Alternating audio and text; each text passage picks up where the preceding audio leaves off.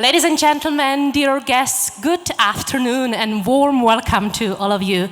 It's my great pleasure to welcome you here on behalf of Czech Convention Bureau to this very special event, another edition of Inspirational Afternoon.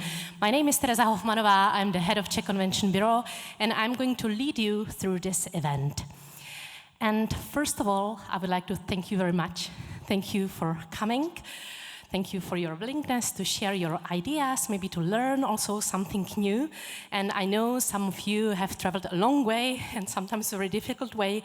So I'm happy I can see so many familiar faces here, the representatives of hotels, venues, DMCs, PCOs, regional convention bureaus. So I think this is just a perfect combination for ideas sharing. So once again, thank you very much. And we have got an exciting agenda today, filled with inspiring and thought-provoking presentations, also some networking. And so I think that we are going to really spend some nice time together. So what's in store for us today? Let's have a look at the program. So this is where we are at the beginning. Welcome from our side. That will be followed by a short presentation from our side. I would like to present you some of the activities, some of the projects that we are focusing on at the moment. Then we are going to have our first two excellent speakers that have traveled from different countries and that I'm going to introduce properly later on.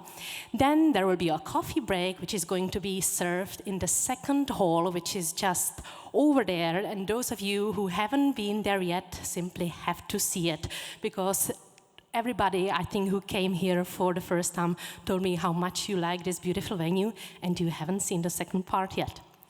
After the coffee break, we are going to have the second part of the inspiration, another two excellent speakers, and we are going to finish with a nice glass of wine and with some networking. And those of you who were interested in the site inspection and would like to learn something more about the venue will have the chance to meet the representative at the end of the afternoon, and they will be happy to answer any questions you might have. And talking about the questions, of course, we would love you to give us some questions, and some of our speakers are actually really looking forward to those questions. So, of course, those of you who are brave, we are microphones ready, so please feel free to ask. If you prefer to ask via Slido, there is a QR code that is ready for you, and you will have the chance to give us questions also via Slido. I'm going to show you this QR code several times, so no worries, you will see it later on. And before I start with the first presentation, I would like to welcome here and give the word to the CEO of Czech Tourism, František Reismiller.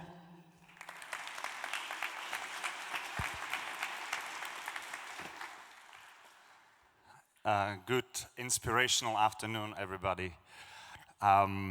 First of all, I would also like to thank to all of you for coming, to our speakers for being here and coming a long way to Prague to bring the inspiration, and last but not least, of course, to Tereza and the whole team of Czech Convention Bureau. Great work, guys, and this is a beautiful place. Well, the MICE industry, not only in Czechia, is blooming, I dare to say, but it's also changing. I draw my knowledge from the team of Czech Convention Bureau. I'm not that big of an expert on this segment, but I'm the consumer. I'm basically the client. I participate in many conferences, and I can see all the changes that are happening. So whenever I participate in an event, we are always discussing how to get there. Shall we fly?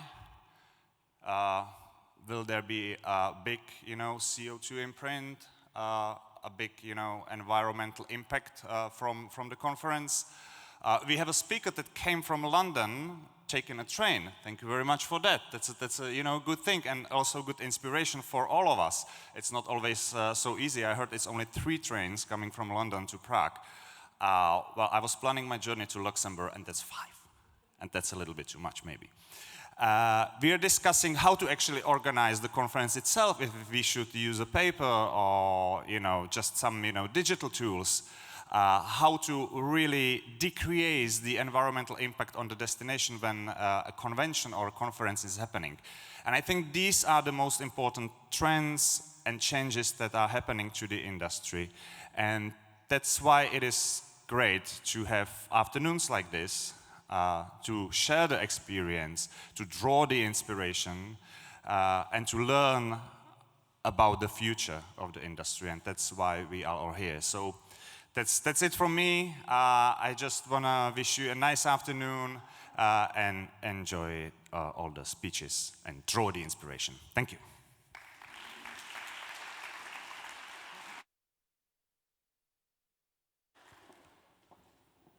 Thank you very much, František. And as I said before, we have got our first speaker here on stage that I'm already looking forward to. I wanted to share with you a little bit about our work, what we do, and specifically one of the projects that we are focusing on at the moment.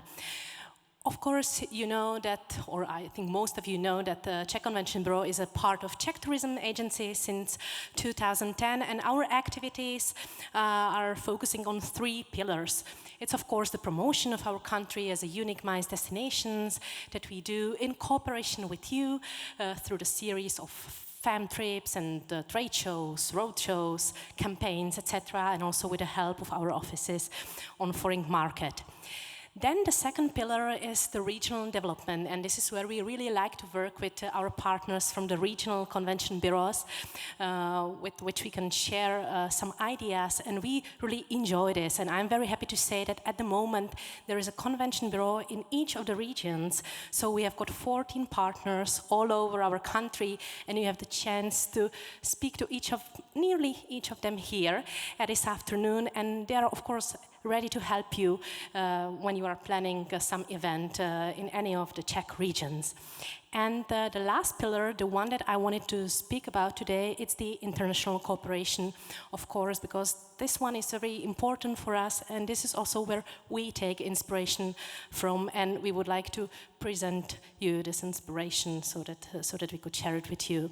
Czech Republic is a founding member of the Strategic Alliance of the National Convention Bureaus of Europe. We are a proud member, and this year actually the Alliance is celebrating 10 years already of its existence, which is great. And first the Alliance served as a platform for exchanging ideas, for sharing knowledge. But then later on we also started publishing different case studies and white papers and other studies. So I just wanted to share with you some of them today. The one which was published right after COVID was the white paper focusing on the future role and purpose of convention bureaus. And it's something that we thought would be great to have with the time changing and with all the innovations coming and all the ecosystem which is changing these days. We probably need to change slightly also the activities of convention bureaus. We need to concentrate maybe on something else in the future. So this is just a white paper where we put all our ideas and all the activities that we think would be great to focus on in the future. It's actually, let's say, a collective vision or a roadmap, right? What to do in the future. This was, let's say, the first part, and the second part, which was published just last year, how can European convention bureaus leverage their influence for sustainability?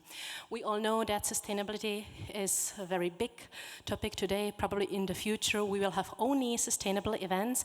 So the idea behind this study was, what can we do together as representatives of 29 countries at the moment, and is there anything that we could create? Is there a way how we can share our ideas? And we decided to create together, and also with the help of others that I'm going to speak about later, an action plan. And in this study you can find different activities, different areas of activities that we would like to focus on in the future. Of course, both studies are online on our website, so those interested can have a look. And I have to say that, of course, some of the steps are easy, and we already started with some of them. Some of them are the steps that require more time. For this year, we are focusing on two main things. The first one was the launch of a new conference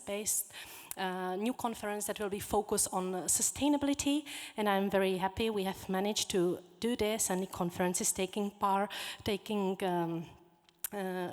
place in just a couple of days. Actually, is it next week already? Next week in Barcelona. And well, we are hoping to have this conference 1 year in Prague as well, because of course we are going to rotate.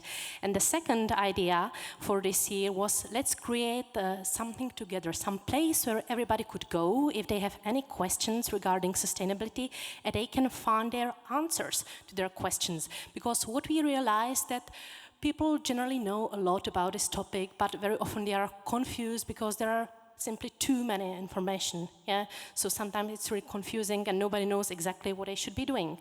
So the idea behind this was, let's create a hub where we put all the best practices from all the European countries together, and using the technologies, AI, of course, that is a big topic that we are going to hear about. Let's create a platform where everybody could find answers to their questions.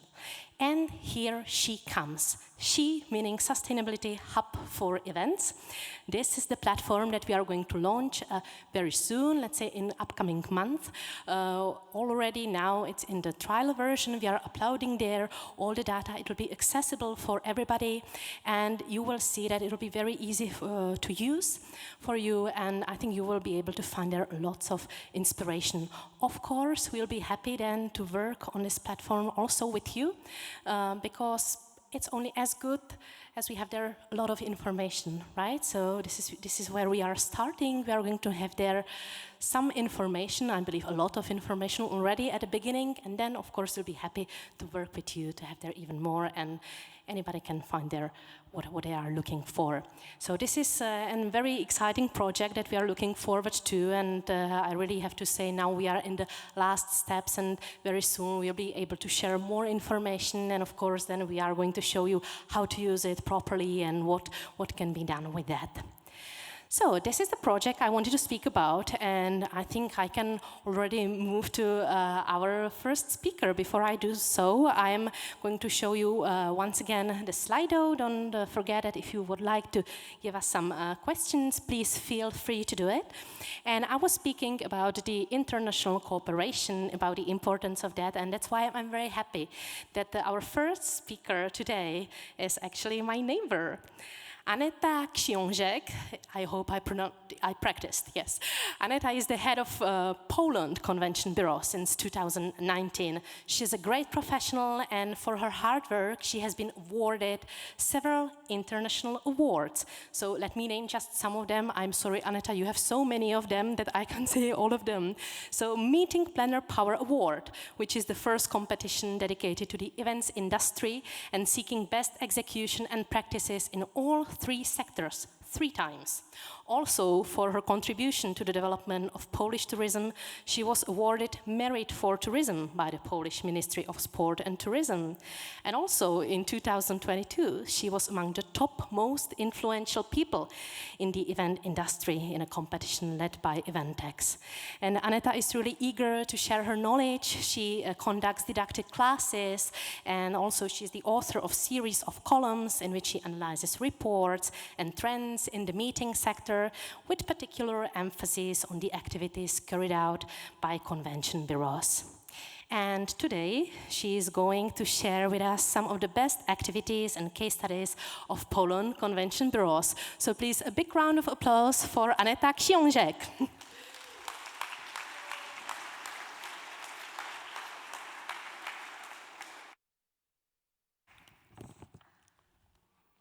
I need to prepare myself first. And thank you so much for a great introduction. I'm really honored to be here in the front of this beautiful audience. Poland was always put in the first place in my heart, but I'm working also for Central Europe. So that's why it's so brilliant to be here in Czech. It's it's really a pleasure to be a friend of Czech Tourist Board and Czech Convention Bureau. I don't need to introduce myself after this brilliant conversation and introduction. Yes, I manage all my life at one slide, but thank you, Teresa, for showing it. And this is me. In short, I was dedicated to the promotion of Warsaw for the 8 years of my career, and then I stepped to the Poland Convention Bureau and Polish Tourist Organization. And I'm really happy, I'm really proud that I can be a head of the Convention Bureau together with my lovely two-member team. Two. It's better than one, of course. It's like a three musketeers. Each of us are responsible for something different. It's important to have our goals, to achieve our goals. And Magda was joining our team 3 years ago, and Jaro was participating in many years. He was a blogger, a traveler, very well experienced person in the digital marketing. So I'm really happy that I was inviting him to join our team 2 years ago. And this is our journey, how our journey was started. But 3, it's still not enough. So sometimes we have a special part-timer worker, and his name is Ameka, and she is a brilliant blue eyes lady, very tall, 187 centimeters, sorry. And from time to time, she is supporting us. You want to know how she's supporting us?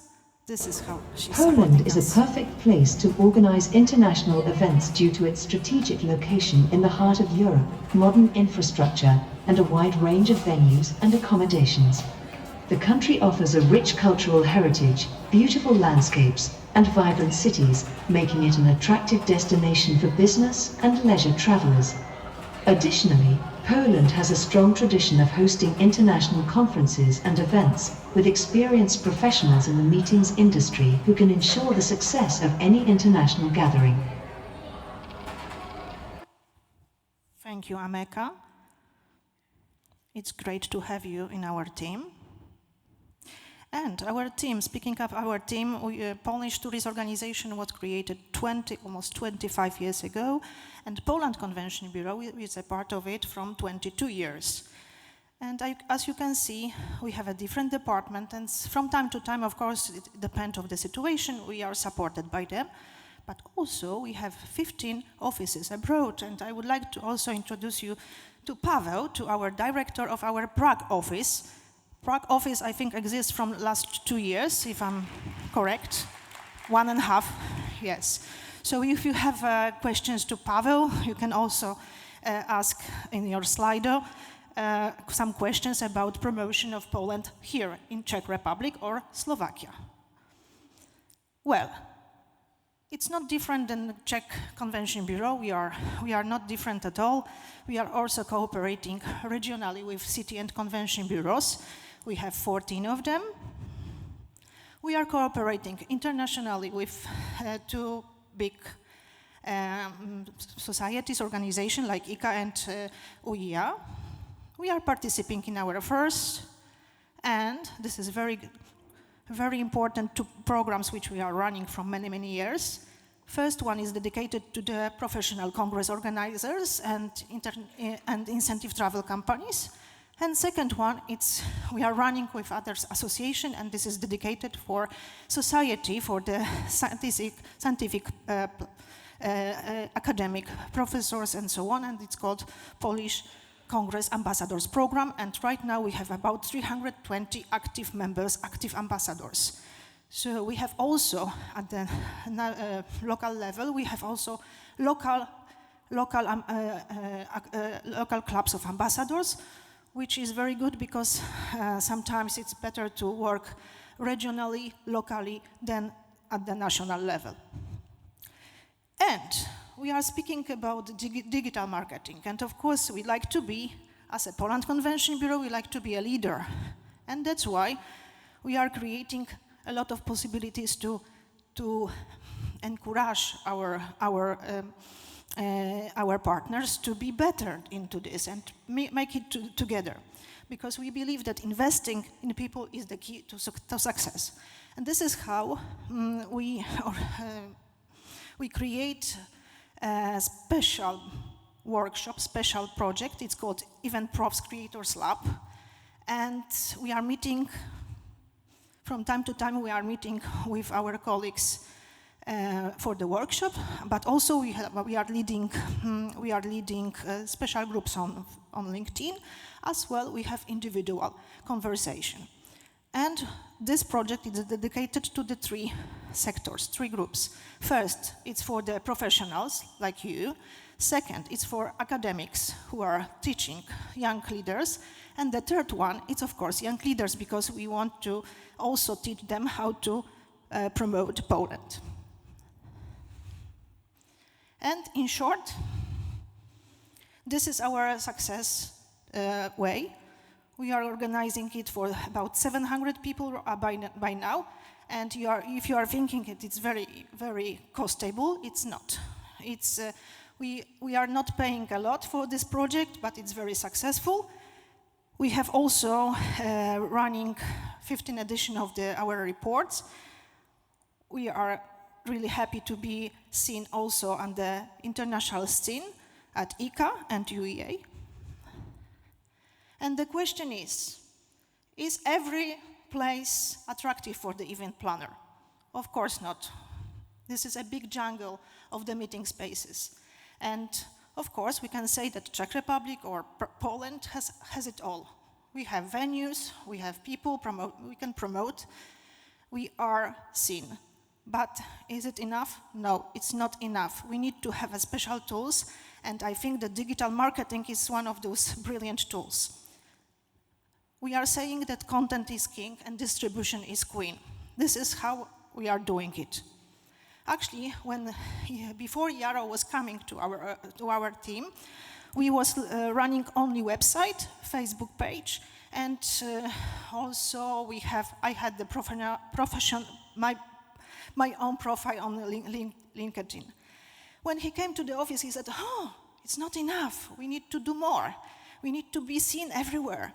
It's not cost a lot. Yes, in fact, it's not cost a lot. So we started with Facebook, LinkedIn, X, Twitter, and then we also started with supporting channels like YouTube, Instagram, and Flickr.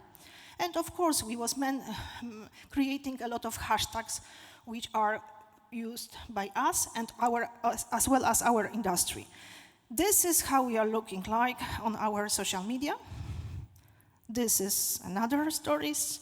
We have also our PR activities. And we are also cooperate with our partners, media partners. And this is very important also to have opportunity to work with the key opinion leaders. And after my presentation, you will have opportunity to listen. Anna Peters was also a special guest of our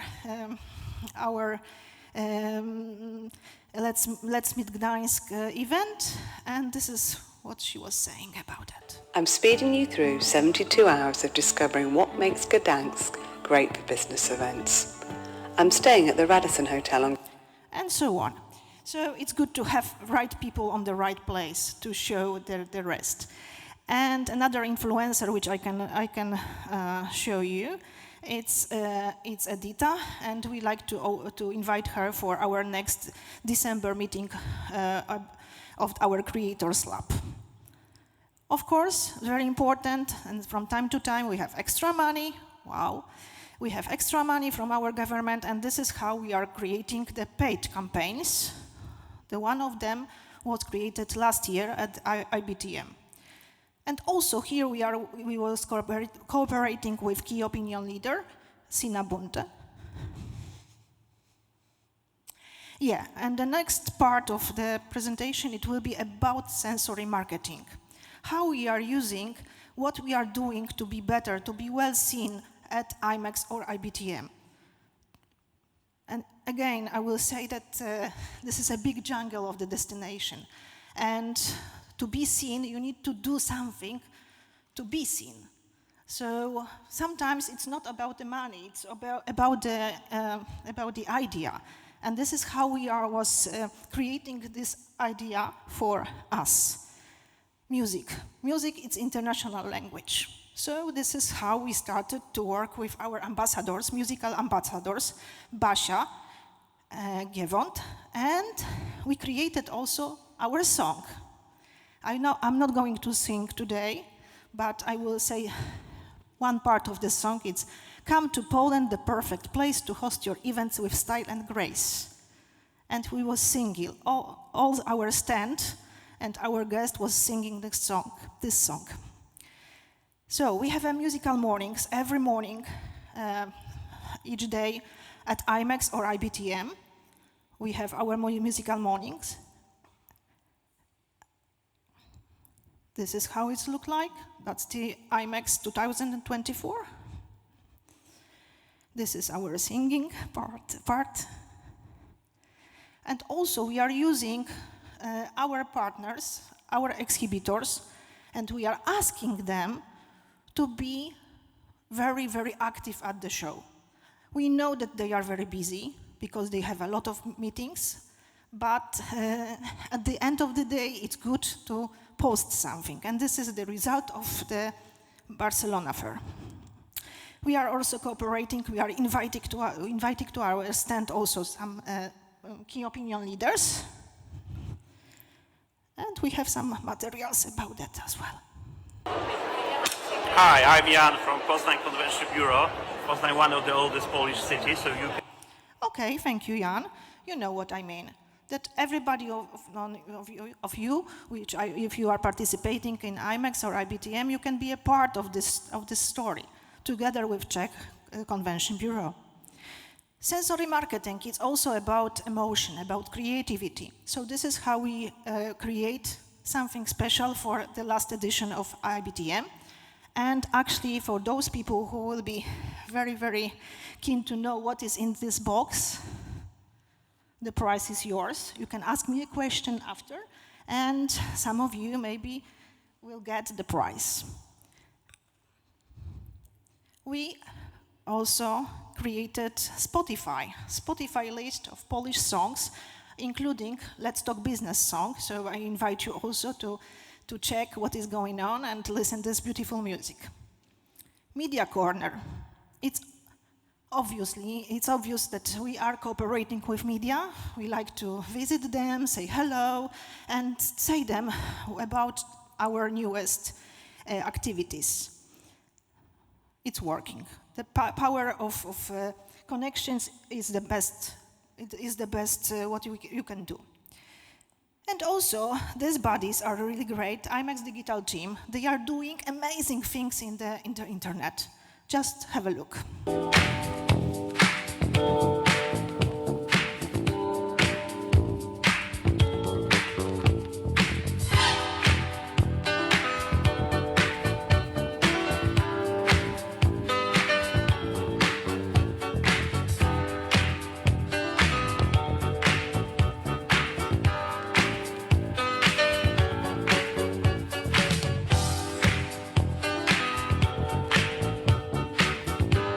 I was singing, of course, but our best singer is Basia, as I said, and also thanks to our cooperation with another member of the Alliance, our Basia was singing also at the best event ever.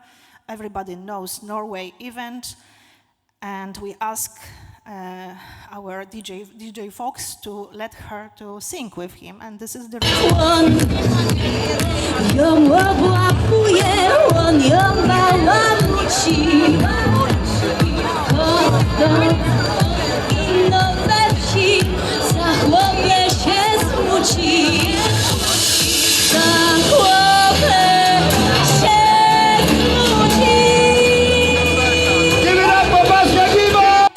Okay, so she has a power in her voice, definitely, but there is some small things which you can do to promote yourself digitally.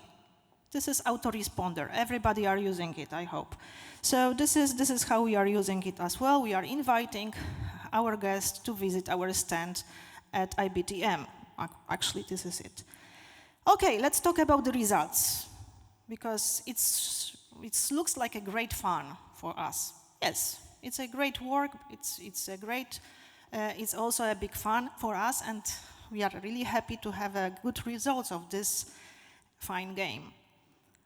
We are the top 10 content creators in the world, so let's say in the meeting industry world, on the most important events like IMEX, like ICA, like IBTM. So it means that our effort in all those kind of situations, music, because you need to have a content, so we have a content. We have people to create the content. It's not only us and Jaro as a leader, but also our great co-exhibitors, event industry, you.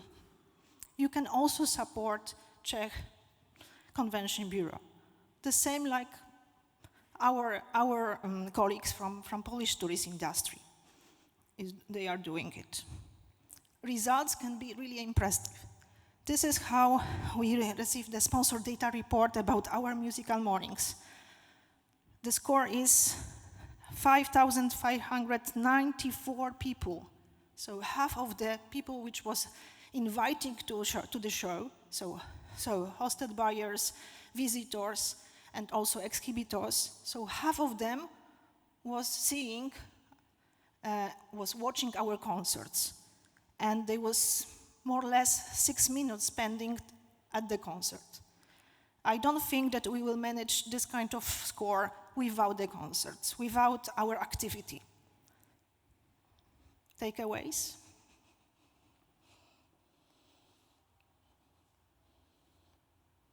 I think this is the best one. Coming together is the beginning. So, we are here. Staying together is a process. You came here. And working together is a success.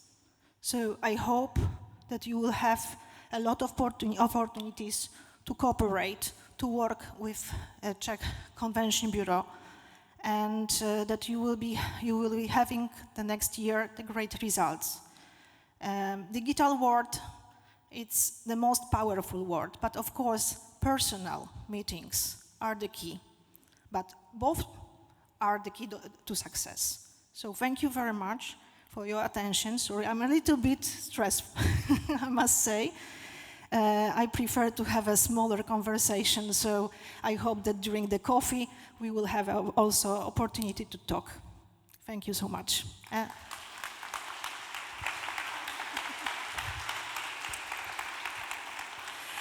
Thank you very much, Aneta, and I think no need to be stressed. I'm slightly disappointed that you didn't sing, actually. Yes, I was looking forward to that, but no worries. Okay, so as Aneta said, she would be really happy to answer any questions that you might have.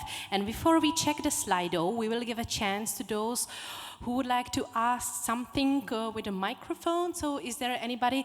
We have got some great prizes ready for you, so let's have a look. And if not, then we will just start directly with the Slido questions, because I see that we have there quite a lot of them.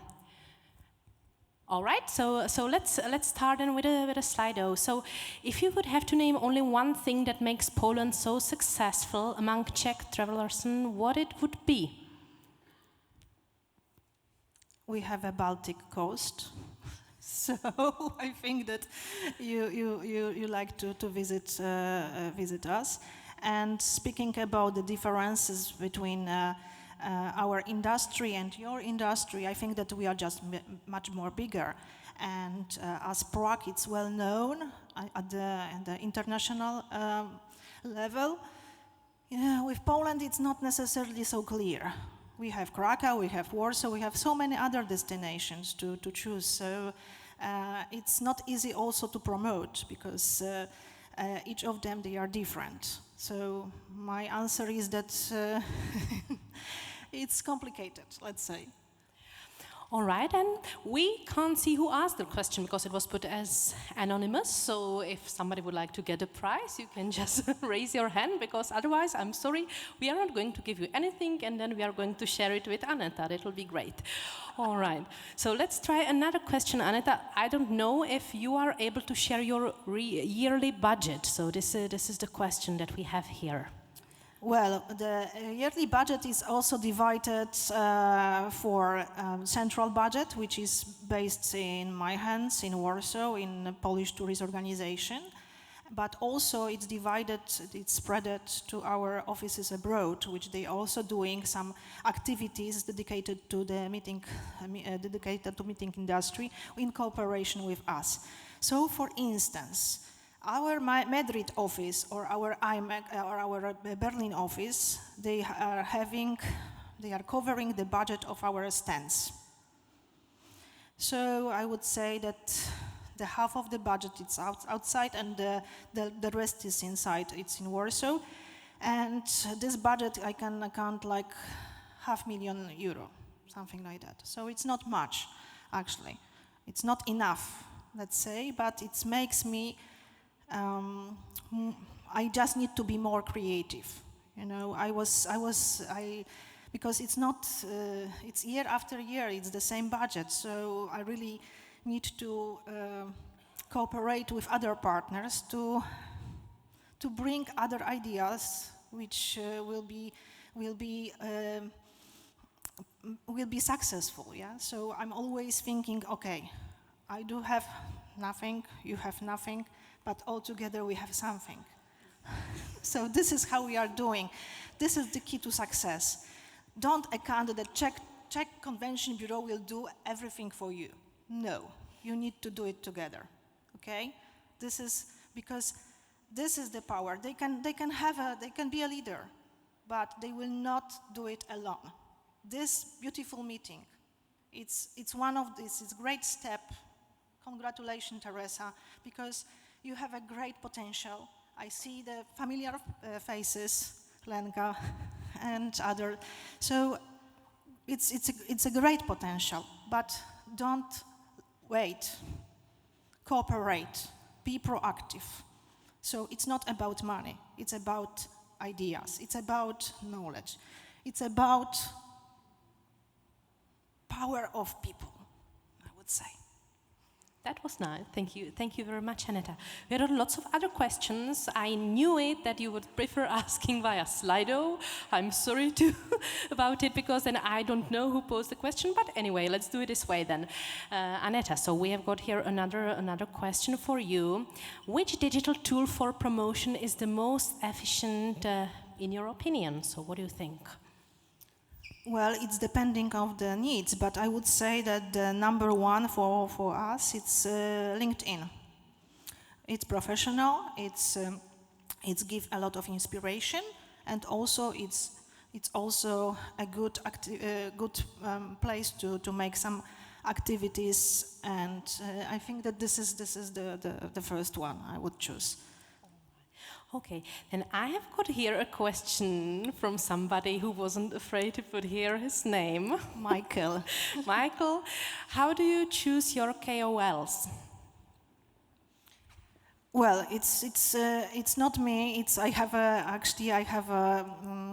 a digital marketing colleague who is responsible for our activities. So I'm the leader, but I have somebody who is providing this information for me. So it's cooperative. I would say that I'm a person who is very trustful as well. So we are working together. Okay, and I think we can share maybe the first prize then to Michael. If he should Michael, be here where are somewhere. you? The first one for you. Where do we have you? Yes.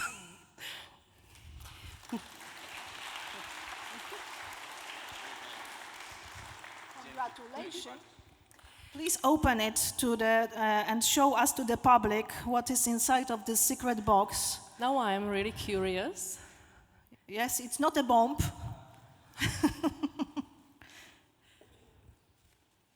It's very limited edition, I would say, and this is handmade, and please be proud to wear it. I will be really happy. Thank you so much. Thank you. Right. So, Aneta, what is the share of tourism on GNP in Poland? Any idea on that? I don't know. It's very hardly to account, but every 5 years we are doing meeting industry impact, which is saying that the last score is 1% of GDP from the meeting industry. That was from 2023, so after pandemic. Before pandemic, it was 1.5. Total in tourism, we are counting like about 5% of GDP. And of course, we want to have more, but this is like a yes. Okay, thank you. That was again anonymous question, so the prize going to me. Should regional convention bureaus focus on international markets in their marketing strategies? Of course, regional convention bureaus can be seen, but also with the cooperation. When we are doing, like, for instance, Krakow Convention Bureau or other destination is doing, there is promotion, we are trying also to convince them to use hashtag like Poland, eventsprofs.pl, like be seen as a bigger group. So it's not just a city or region, but above of it, it's always the country. This is how we are promoting Poland. All right. Then, Aneta, where do the ideas for your campaign or projects come from? Because we have seen that there are so many. So let's share something. I think it would be not polite to say from me and my team. Yeah, but more or less, this is the creativity of me and my team. You've seen that 25 years of experience and knowledge, and of course I'm following the industry reports and trends, and then I just making the dots one to one, and we are creating something. So not the campaigns are big campaigns, are not necessarily it's one big campaign in every 10 years. So we need to follow our rules and our tools and our activities, our own, I would say. We are running the time. I see, but there is still one question. Yeah, if you are willing to answer, finally, so many questions to you. Second largest Polish city is Chicago. Do you have statistics about 2 or 3 generations seeing their homeland?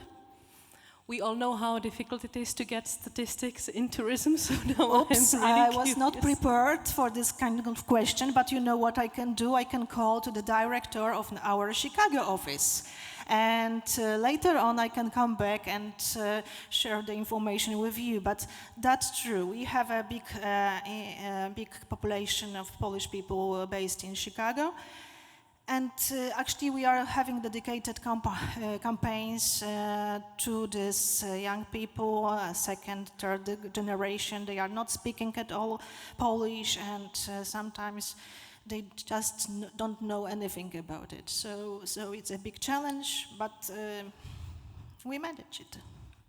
And I've got maybe one additional question that I was curious about. Is Chicago the only office that you have in US, or do you have more of them? No. In US we have Chicago office, and actually they are responsible for the whole North America. All right.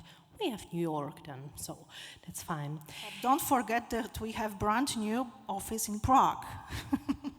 So maybe you have a question to Pavel. Yes, Pavel is here with us, leading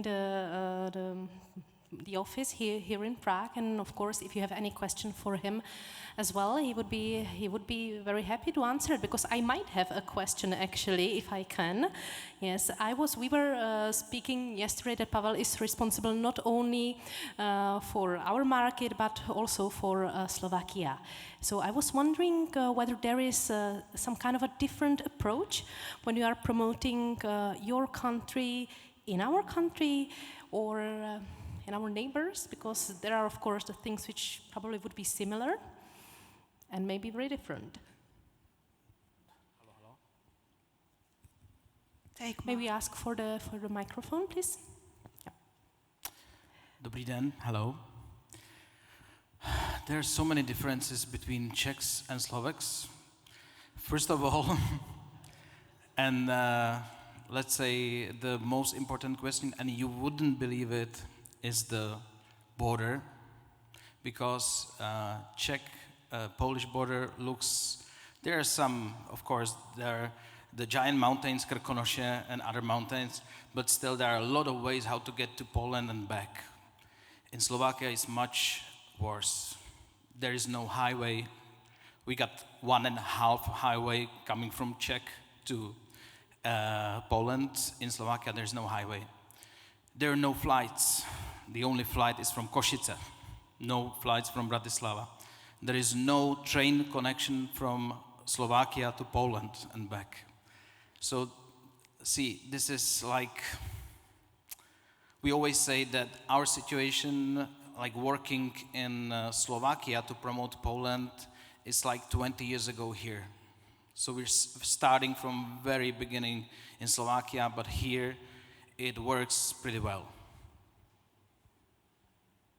That's it. Thank you very much. Thank you very much. Any additional question for Pavel, perhaps?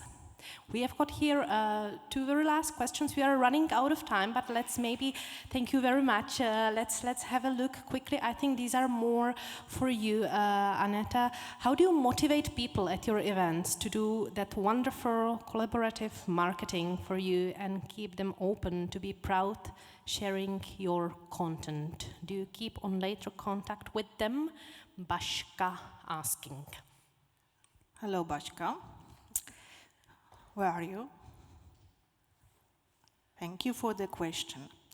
So, how we are motivating people? We just do the spontaneous actions. We have, of course, nice conversations, and we just like each other. And this is always working. Yeah, when we are speaking honestly with our clients, and we motivate them.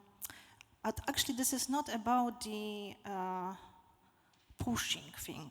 Yeah, we are doing everything by heart, and this is working. When you are asking some people to do something, to share information, to contact, to follow some information, to share this information via these channels, I think that we are asking, but in a very, very polite way, and this is working. They just wanted to share this. Nobody is pushed for this. It's not this direction. It's we kindly ask, or even sometimes we don't have to ask. They are doing it. This is when you are doing something by heart, it's coming back to you. This is my answer. Very nice to listen to. Jak se máš is the next question. So I think Mám się dobrze. And let's go for the very last one. What are the current congress and conference clients looking for, and what are the trends in Poland? Markéta from Barcelo Hotel Group asking. Where are you? Hello. Thank you for this question. Well, it's the good question for those who are really organizers of the conferences and congresses in Poland. I'm promoting, so I'm not the salesperson itself. So I'm just supporting some activities. But so people are looking good connection, good venue, good price, good ambience, and of course, authentic experience. This is always the same, but sometimes, of course, the people are asking for, okay, do it. We don't have a big budget, so what we can do, don't go for the big cities. We have Poland, it's a one destination, one country with many destinations. So for those people who are looking something less expensive, I suggest to go, for instance, to city of Łódź, which is just 1.5 hours away from Warsaw. And the prices are, I checked the hotel chain, one of the chains, very good one. So the same quality in Warsaw and the same quality in Łódź, and the difference was 100 euros for one night. Of course, that was from the website like booking.com, so it's, of course, for the groups, it will be the different situation, but it shows you the differences.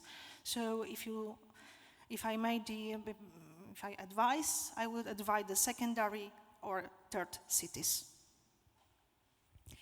Thank you very much, Aneta.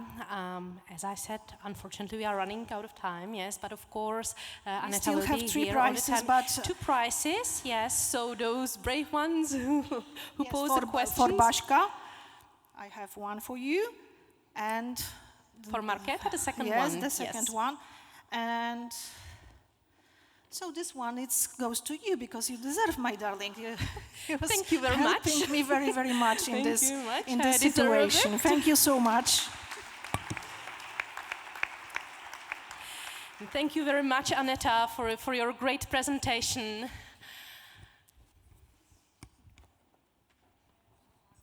And as I said, of course, Aneta will be here during the coffee break, so I see that there are many other questions that you would probably love to ask, so Aneta will be happy to answer them.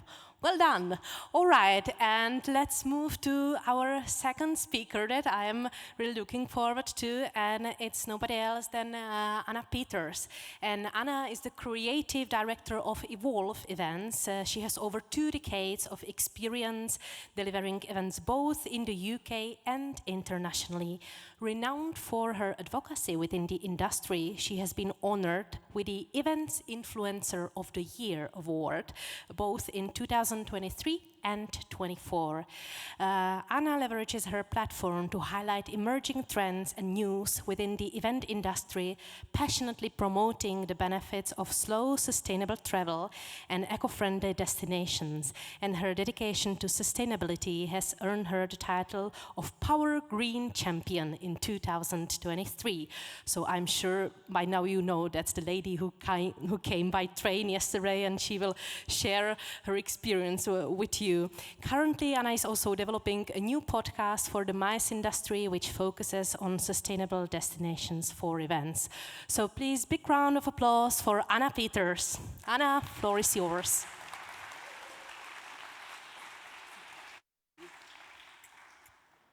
Hello, it is wonderful to be here. I'm really, really delighted to be part of this event, sharing experiences and knowledge with everyone in the room. So yeah, I am going to be talking a little bit about sustainable travel. I did arrive here by the train. I haven't been to Prague for almost 20 years, and a lot's changed in that time, and transport is one of the things that's changed. Last time, I thought nothing about getting on a plane. This time round, I was more aware of the impact that my journey would have, and I took the train traveling down through Paris, through Germany, into Prague. And that's what I want to talk a little bit about today, slow, sustainable travel and the benefits it offers for the MICE industry. Now, if you're sitting there and thinking 30 minutes about trains, this is going to be horrendous. It possibly is, but I'm going to try and change your mind. And I'm going to do that by starting by sharing a story about a particular train. This train is the number 7557. It's a train in China, and it travels from North China to the south of China. It's nearly 2,000 kilometers in its journey, and it stops at pretty much every station along the way. It's the real definition of slow travel.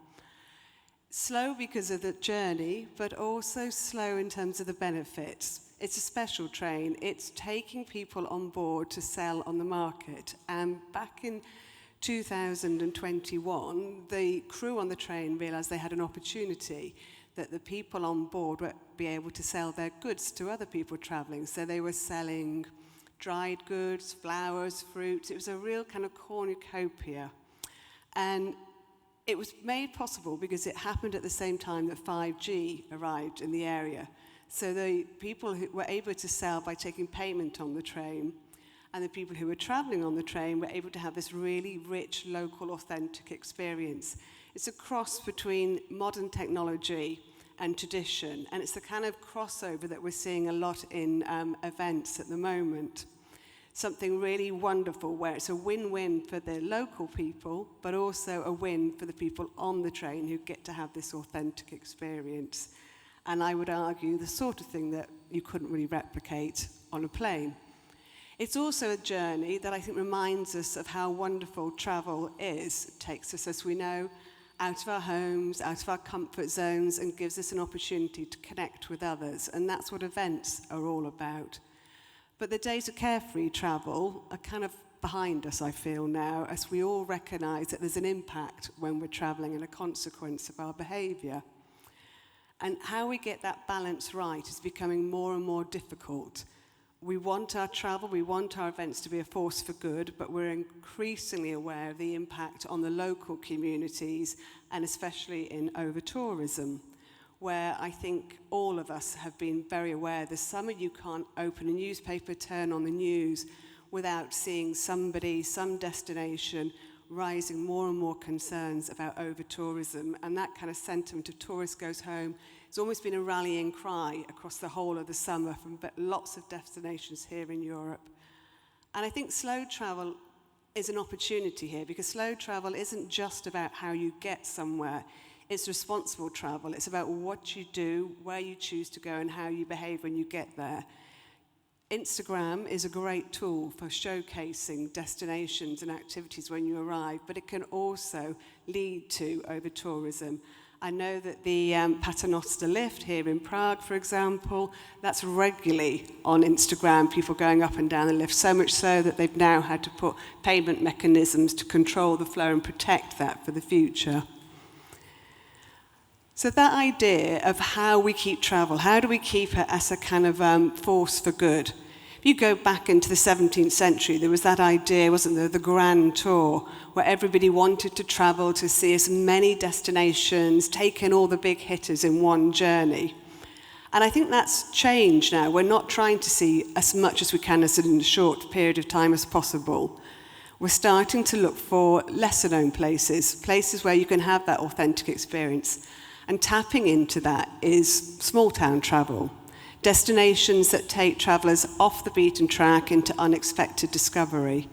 And a great way to discover those kind of destinations is, of course, through the train. So that's great, kind of bigger picture, what's happening with tourism and so on. Well, where does that leave business travel? Where does it leave events? Could slow travel and small town travel really be an option for MICE industry?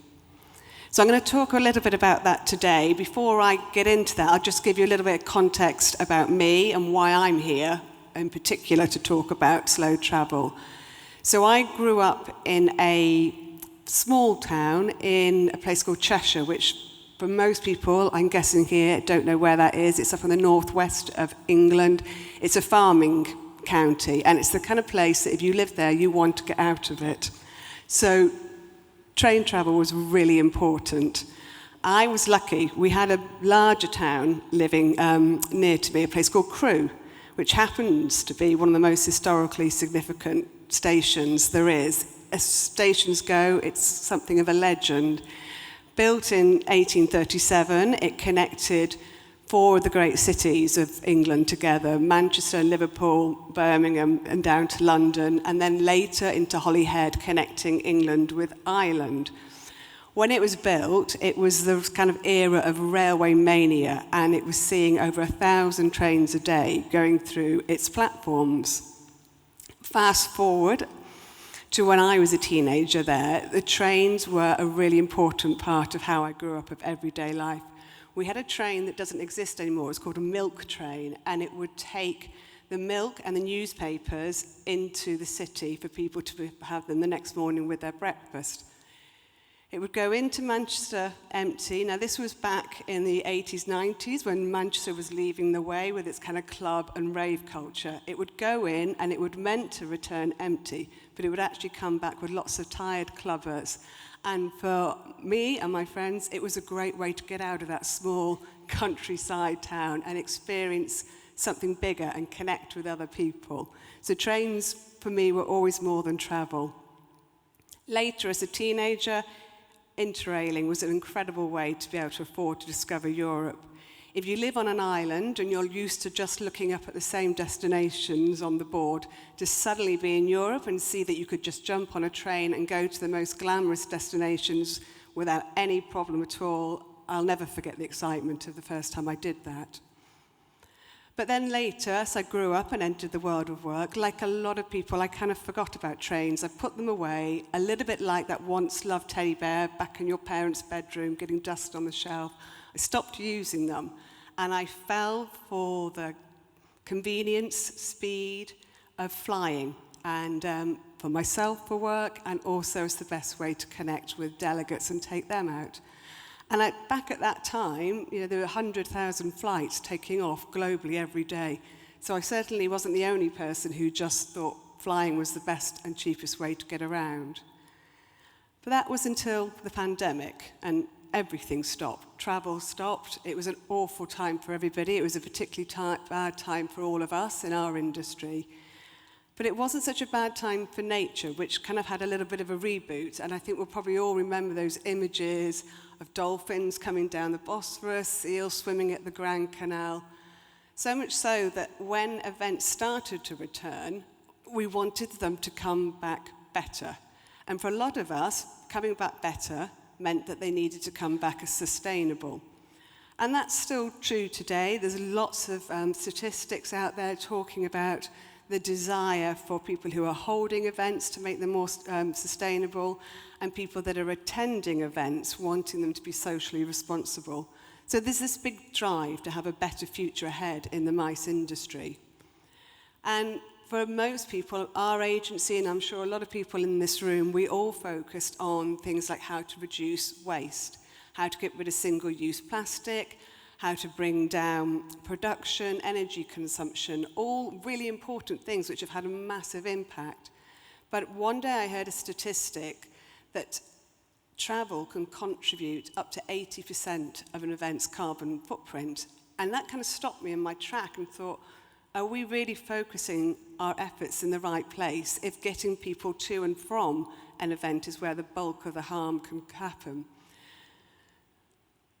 And travel is a big contributor. Even in our industry, the UN climate report back in 2019 was saying that out of all of transport emissions, tourism contributes 22%. And of course, not all transport is equal. We know that. Planes are the leading emissions of carbon dioxide. That's where we probably need to put our focus. So I was thinking all about this, and I was wondering how possible it might be to introduce trains to some of our events and different ways of travelling. And I wasn't sure that anybody would really want to do it, but I was also thinking about the slow food movement. Sustainability has very quickly got us doing things that a few years ago we might have thought us impossible. And now regularly when you go to a conference, you'll be served food that's local from the region. It's really common to have a vegetarian meal as an option, even served all day. That change has happened very quickly. And I wondered, if we did it for slow food, could we do it for slow travel? Because ultimately, when you think about them, there's a lot of similarities. They're about relationship building. There's a lot of hand-picked processes in there, good for local, good for the planet. They're personalized experiences. It's all about local expertise. They're different every time. And it's about quality, not speed.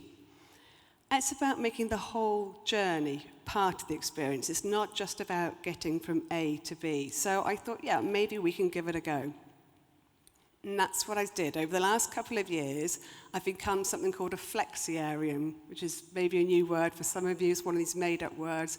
But basically, it means I started to swap out the plane for the train on some of my journeys.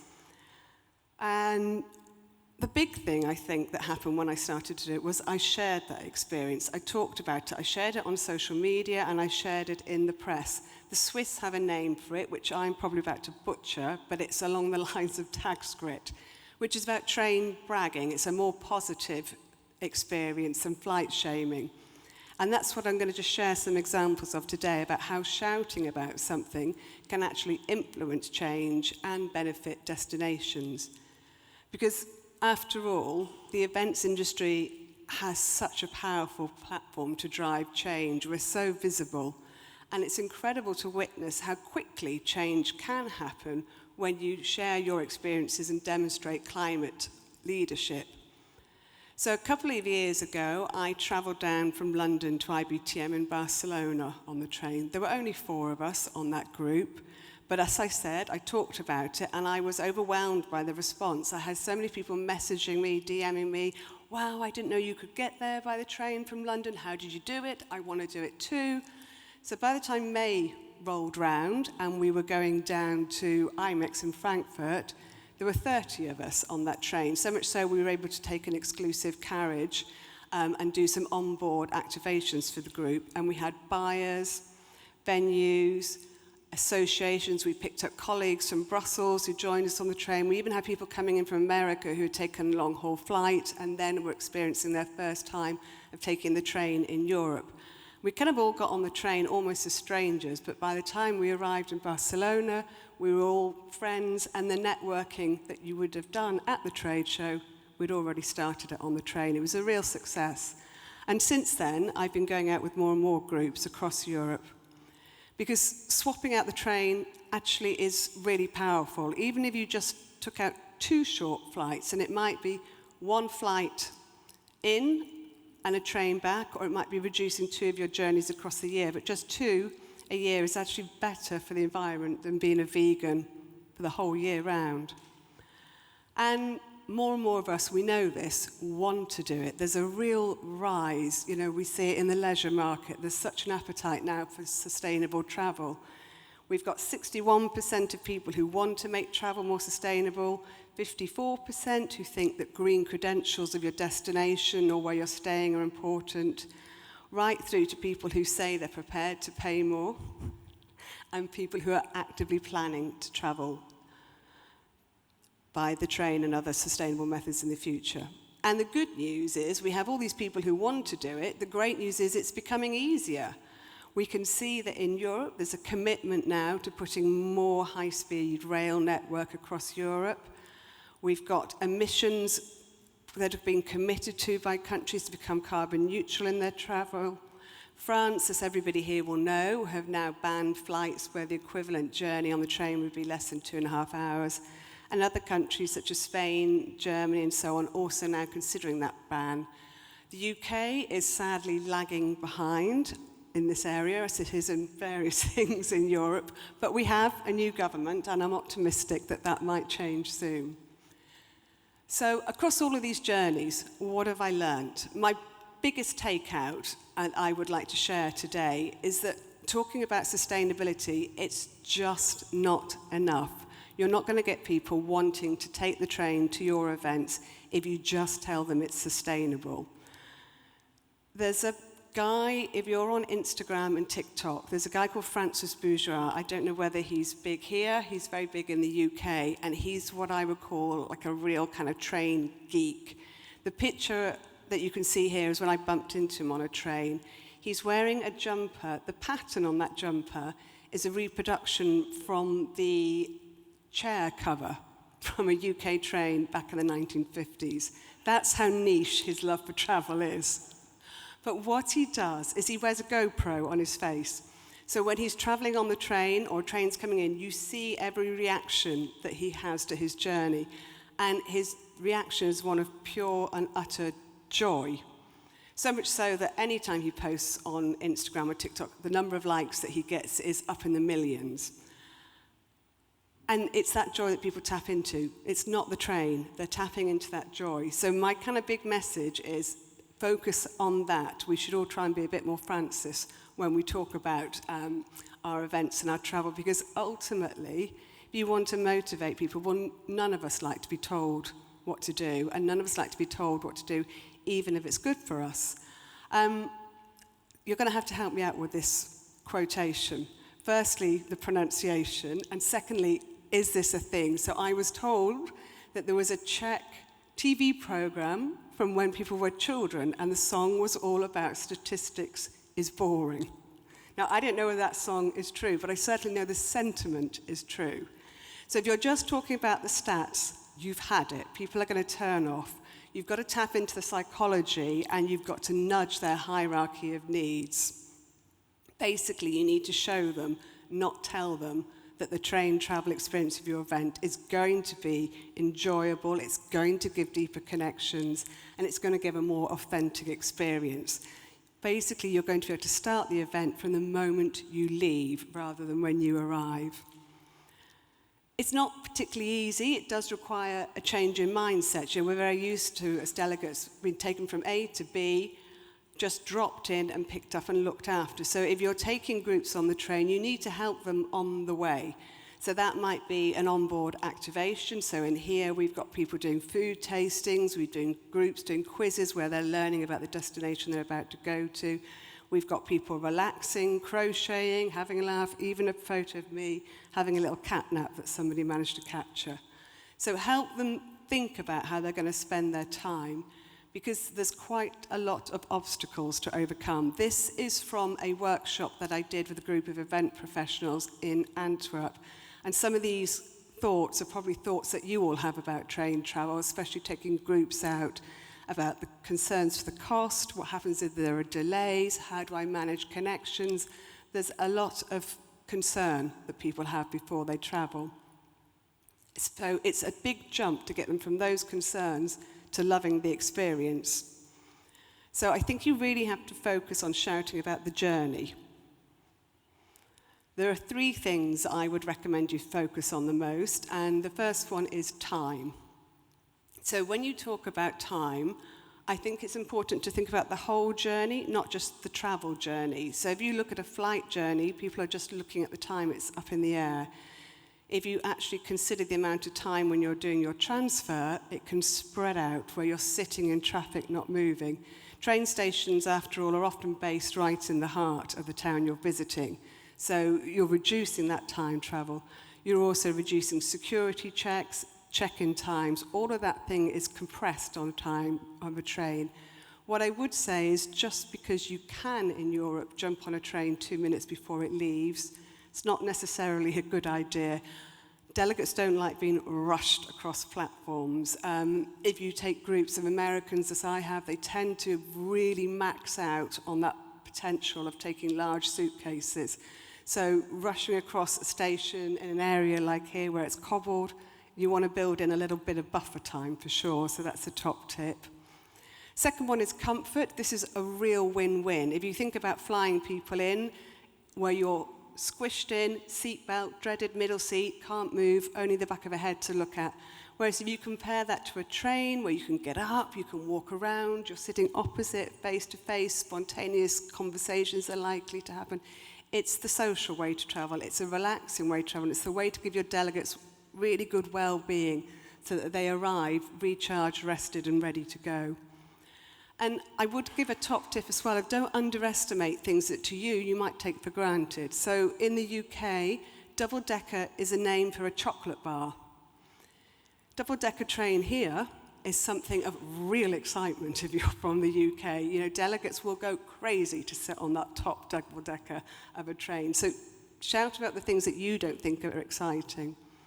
And then thirdly, obviously money. I've got to talk about money because at the end of the day, if it is cheaper to fly, it's hard to persuade your delegates to do otherwise. And whilst aviation is undertaxed, it's going to remain that way. So my best tip here is to get organised. Lucky as event planners, that's something we're all good at. And because tickets are dynamic, try and book early. 3 months actually is a really good time to get the best price. So at the beginning, I said travel was partly how you get there, but it was also about what you do and where you go. And I think slow travel is a really good way to look at tourism, how we tackle that. Because the world is shrinking, it kind of feels like that, doesn't it? Out of 196 countries in the globe, the top 20 are visited by almost 2/3 of the people. So we're not going to enough places. We need to stretch and go off the beaten track, choosing somewhere less known. And train travel, is a really good way to do that, because you're not just going from A to B. You don't just have to be lazy and go to what you think are the strictly traditional A-list countries. Train takes you into unexpected discovery. It takes you off the beaten track. There are so many places along the way that you can get off and explore. Traveling through a country gives you a richer experience. On my way down, I stopped in Paris. Through the different countries, you can experience a little taste of them before you even arrive. It gives you an opportunity to have dual destinations, so people get more for their events as well. And it's really easy to give people exciting options if they want to build in some leisure time after their event. There's a trend on TikTok, I don't know if you've seen this, grocery store tourism, and it's all about posting videos when you're shopping in the local supermarket. And the argument is that that's more authentic than going to a museum or art gallery. I'm not sure it's true, but I do know that when I'm in a different place, I love going to the pharmacy, I love going to the supermarket. And it shows that people are really craving that local, authentic experience. And slow travel enables you to do that. It enables you to tap into the local economy. And when you realize that as little as 5% of our tourism spend stays in the country, then it's important that we try and address that. Too often, I think we're seeing events where we're flying people in on airlines owned by foreign businesses. They're staying in hotels built and managed by internationals, and they're being served food and beverage that's also important. So when we talk about sustainability and slow travel, it's people and planet that we need to consider. And we need to think about how, as we said earlier, we keep that travel as a force for good. There's a quote here from the CEO of the Saudi Tourism Authority, where he's talking about if we're going to address some of the big concerns that we have as a world, does staying at home help us do that? Not at all. We have to get out, we have to meet. It's why events like today are so important for us all. So the big thing, I think, is really travel still matters. We can still travel. We should still hold face-to-face events. We just need to do them a little bit better. That might be flying less. It might be going a little bit longer, spending more time, making sure the money and the revenue stays in the local destination, and that it supports the local communities. And to do that, we need to collaborate, we need to work together, bring together our resources, share more, do that shouting out that we spoke about. Basically, you need to make the journey part of the event. Because it's not easy, I'll be honest, with over 50 different rail operators in Europe selling train tickets, plus people, third parties, it's quite confusing. We know, and we spoke earlier, about delegates wanting to have these sustainable experiences. They're looking for alternative ways to visit their destinations and to move around when they're there. But it's complicated knowing how to plan multi-destination stops. So it's our job, I think, as an event planner, to try and offer that solution, to try and make the process as seamless as possible and to be proactive in recommending it. Don't basically make your clients dig for the information, because if you do, they simply won't take you up on it. Which is a shame, because you can reach pretty much anywhere in Europe by the train these days. Some of these might be a 1-day, 2-day trip. Some of them you might want to stretch out into 5 days and longer. But for sure, you can now travel pretty much anywhere by train. So if I was a destination, and I wanted to show that I was leading the way and that sustainable travel was important to me, I would look at doing various things. I'd look at how I was getting people to attend the destination, but I would also look at weaving it into my program. Things like public transport, how can you make that part of the event? I was over in Vauxhall in Poland the other week, and we went on a beautiful old tram train. It was memorable and it showcased the town to us beautifully. Staying slow, putting things like walking, bikes, boats, a chance to go a little bit slower is always welcomed by delegates. Again, we had a group in Switzerland where we took them out onto the lakes that they adored and talked about a long time afterwards.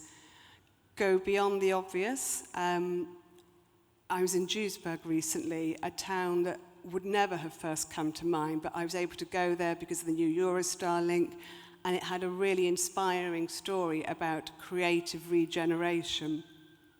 So those kind of messages I think are really important, thinking about and supporting the venues that obviously are enabling you to put the money and experiences back in the location. It's about leaving a better legacy behind, really, at the end of the day. I just thought before we get to finish, I'd share 3 examples of some trips that I'm working on at the moment, just to give you some kind of idea that it can go across different types of events. The first one is a incentive trip from some people coming in from America, so long-haul flight. Then they come into London, they have the buzz of a city, and we're taking them up on the sleeper train into Scotland for a completely different second half of the experience, where they get to slow down and enjoy some incredible landscape.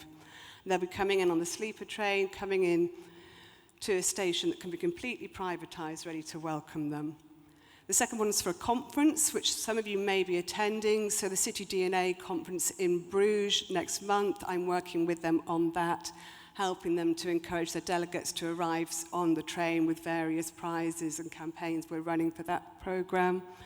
And the third one is for a fam trip, where I'm working with the Swiss Convention Bureau and a couple of the different train companies. We're going to take everybody in across Europe on the train, and then when we get there, we're going to showcase different slow, sustainable ways to get around the country. So 3 different types of trips that you could think about. And here we are, I suppose, 20 years later, after my first interrailing experience, I'm back riding the rails again, because we're seeing this incredible resurgence across Europe. The sleeper trains are back. Flight-free travel is gaining momentum. There's a real appetite for it. And we've got new people like Nightjet, European Sleeper coming in. So it's really possible to go to sleep in one country, wake up in another. And it is something that you can offer to groups, I believe. It's how I came into Prague a couple of weeks ago. Into Warsaw, a couple of weeks ago, and I know I said statistics are boring, but I just will share this one, that on that particular journey, by taking the train, the CO2 emissions came down from 222 kilograms to just over 5, so a huge difference, basically giving us an opportunity for a whole new golden age of rail. So I want to leave you with this thought. The slower the journey, the more likely you are to experience something truly profound. I think all of us in this room and everybody in the MICE industry, we're all looking for more imaginative ways to offer sustainable solutions for our event planning.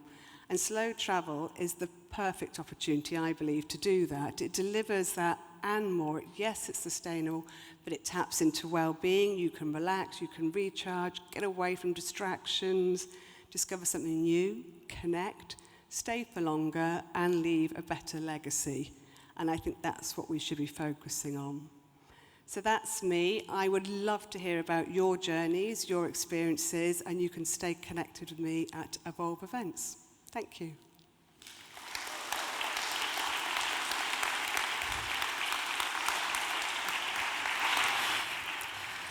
Thank you very much, Anna. That was brilliant. And you were talking about planning your time. And I have to say, it was really planned to the very last second. Can I say? Brilliant, 30 brilliant. minutes, like the train, it arrived on time, I finished on time. Exactly, exactly. So before we start again with a question, because I see we already have here a lot of Slido questions. Anybody would like to ask live?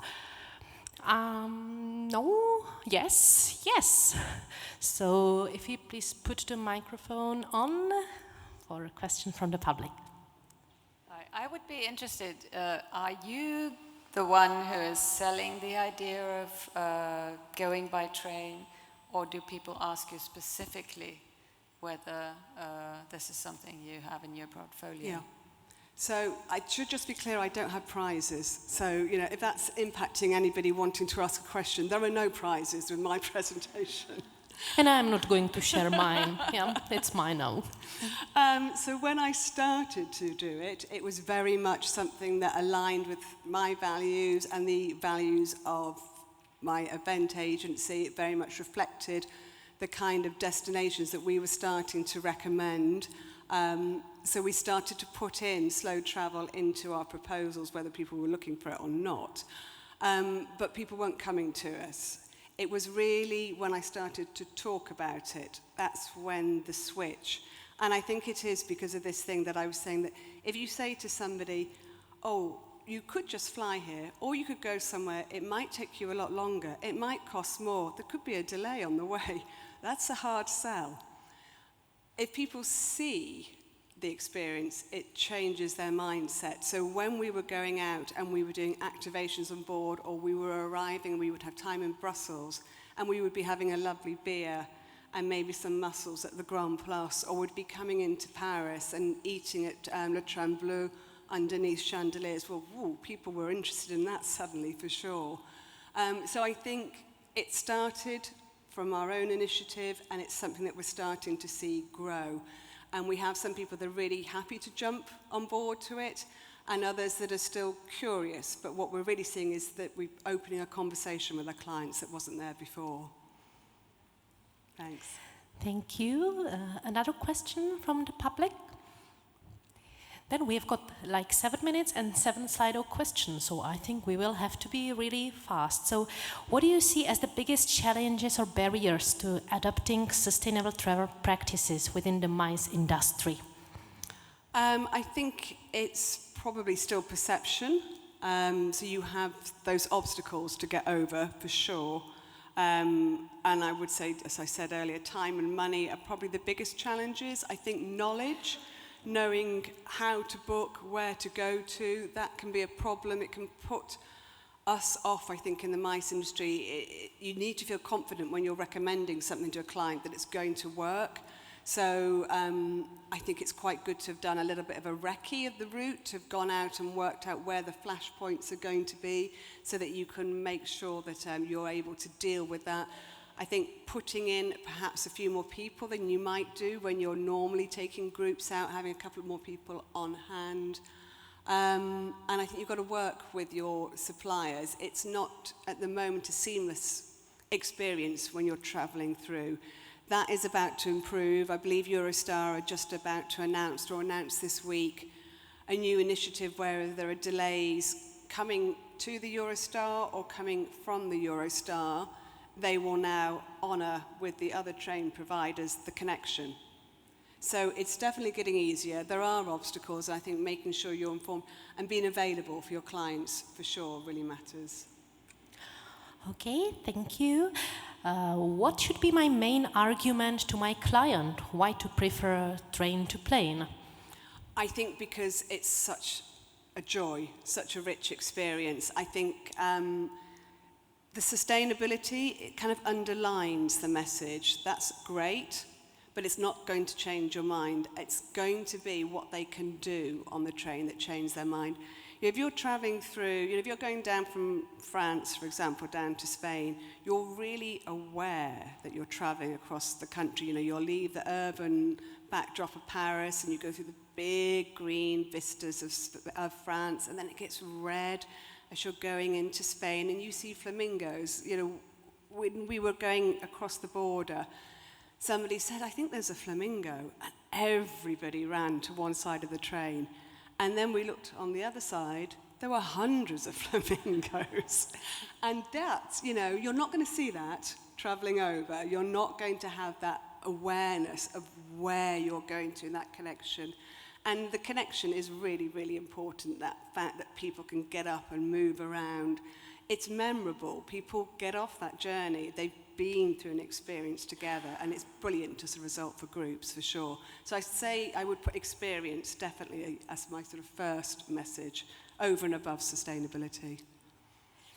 Then let's move to another question. Do you have any information on whether European countries are planning to invest in rail infrastructure and trains to support this type of travel? And there is another maybe a question which is kind of similar, how to make this type of travel live when there are in Czech Republic lots of infrastructure rail obstacles. Yes, absolutely. There is huge investment going on in Europe. I would imagine you were all better placed to know that than I am.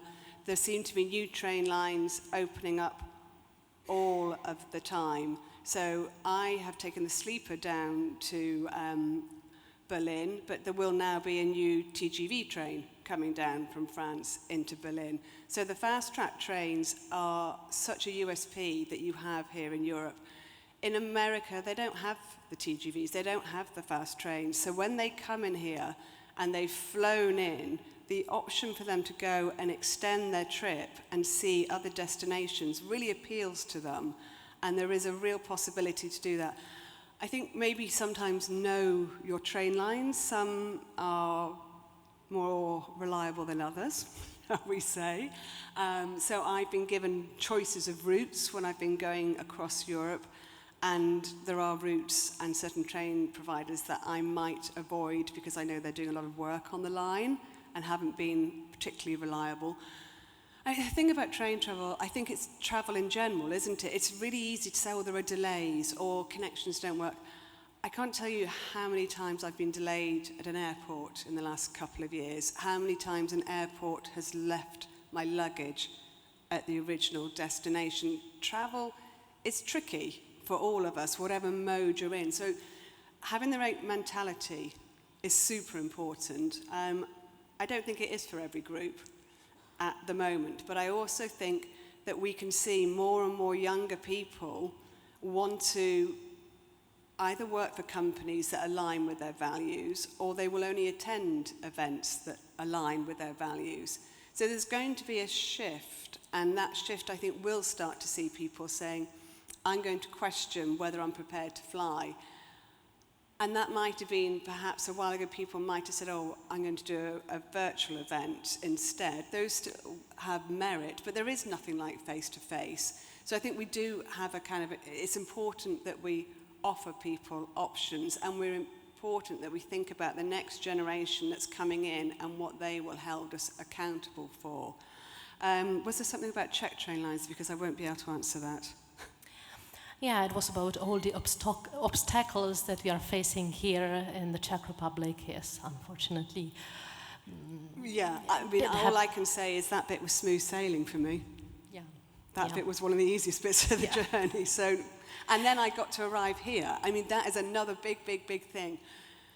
When you come into a train station, a lot of them are so incredible. And I used to think that Antwerp, you know, it's known as the kind of cathedral of the railways. It's stunning. I took in a group of travellers who were really experienced, almost kind of a bit world weary of travel. They'd seen it all, done it all.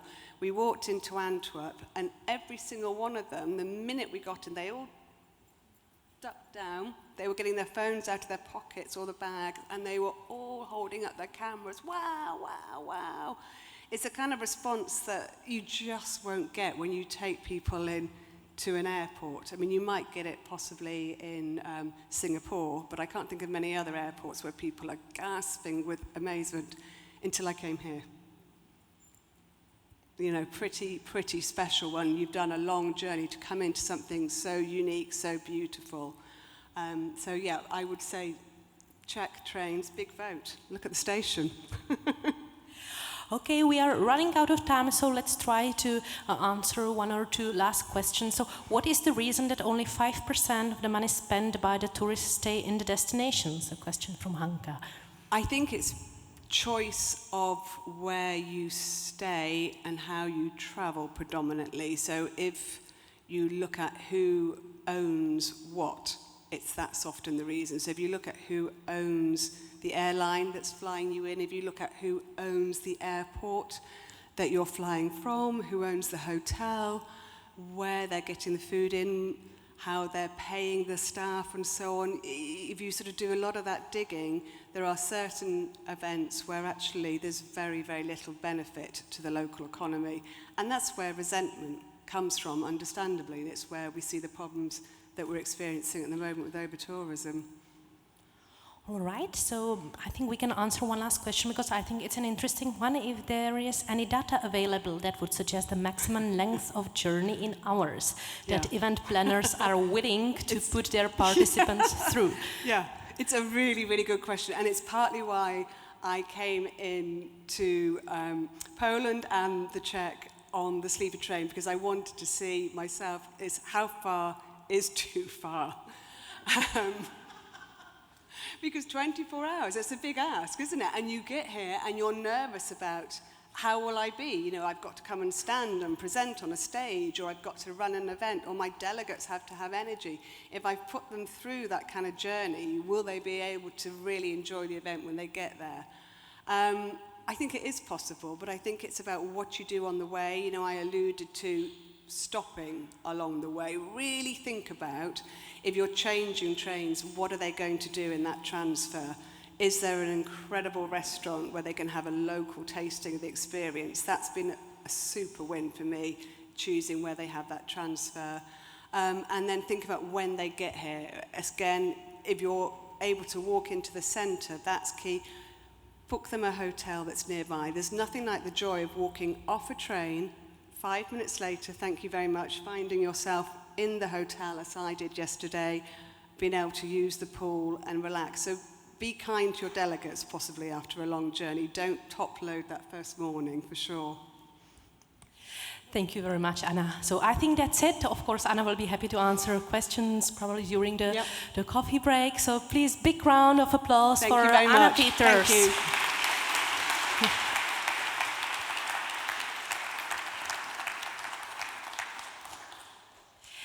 But not yet the coffee break. In our program, you could see a musical surprise. And one of the questions that we are trying to find the answers to these days in the event industry is a question of legacy. What can we do, how to leave a positive impact for future generations, or simply how to make the world a better place? And this is an inspirational afternoon, so we wanted to share with you a little bit of inspiration how this could be done. The very first moment when I entered this beautiful venue, I thought, oh, this is so lovely, so beautiful. And then my very quick second thought was, I would like to hear some music, but not any kind of music. And then just the next day, I was very happy to meet with the ladies from Harmonia Foundation. And from the very first moment, I could see their passion, their energy, and their love for what they do. The main mission of Harmonia Foundation is to spread the joy of music, as they believe that music can profoundly change the lives of children and foster their well-being. And this is why the foundation has brought to the Czech Republic the well-renowned El Sistema idea that connects excellent musicians with children. And the foundation wants to involve as many children as possible in music and bring them joy through music, regardless of their background or of their social status. And as the lessons are free of charge for all the children, the only commitment required from their side is the regular attendance. And thanks to El Sistema Europe, of which Harmonia is a founding member, the children can experience the joy of music and with other children at the international events abroad. So now please a big round of applause for very talented young musicians from Harmonia Foundation.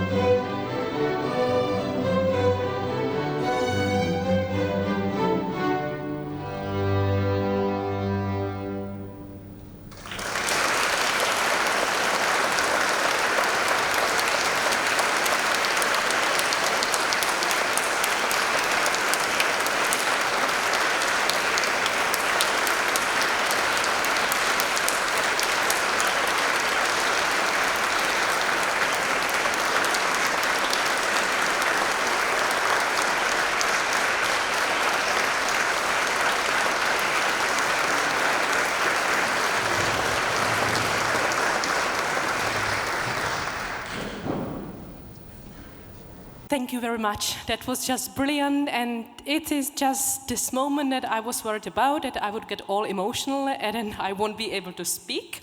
So luckily, my only duty is to invite you to the coffee break, which will be served in the second hall. And we are going to meet here in another half an hour for the second part of our inspirational afternoon. Yeah, so enjoy the coffee break, please, and let's meet here afterwards. Thank you. Good afternoon once again. May I please ask you to have a seat so that we could continue with the second part of our inspirational afternoon. And the second part is going to be about trends and innovations, and I'm sure it will be quite exciting and maybe also unexpected in a way. Let's see what comes. So please have a seat.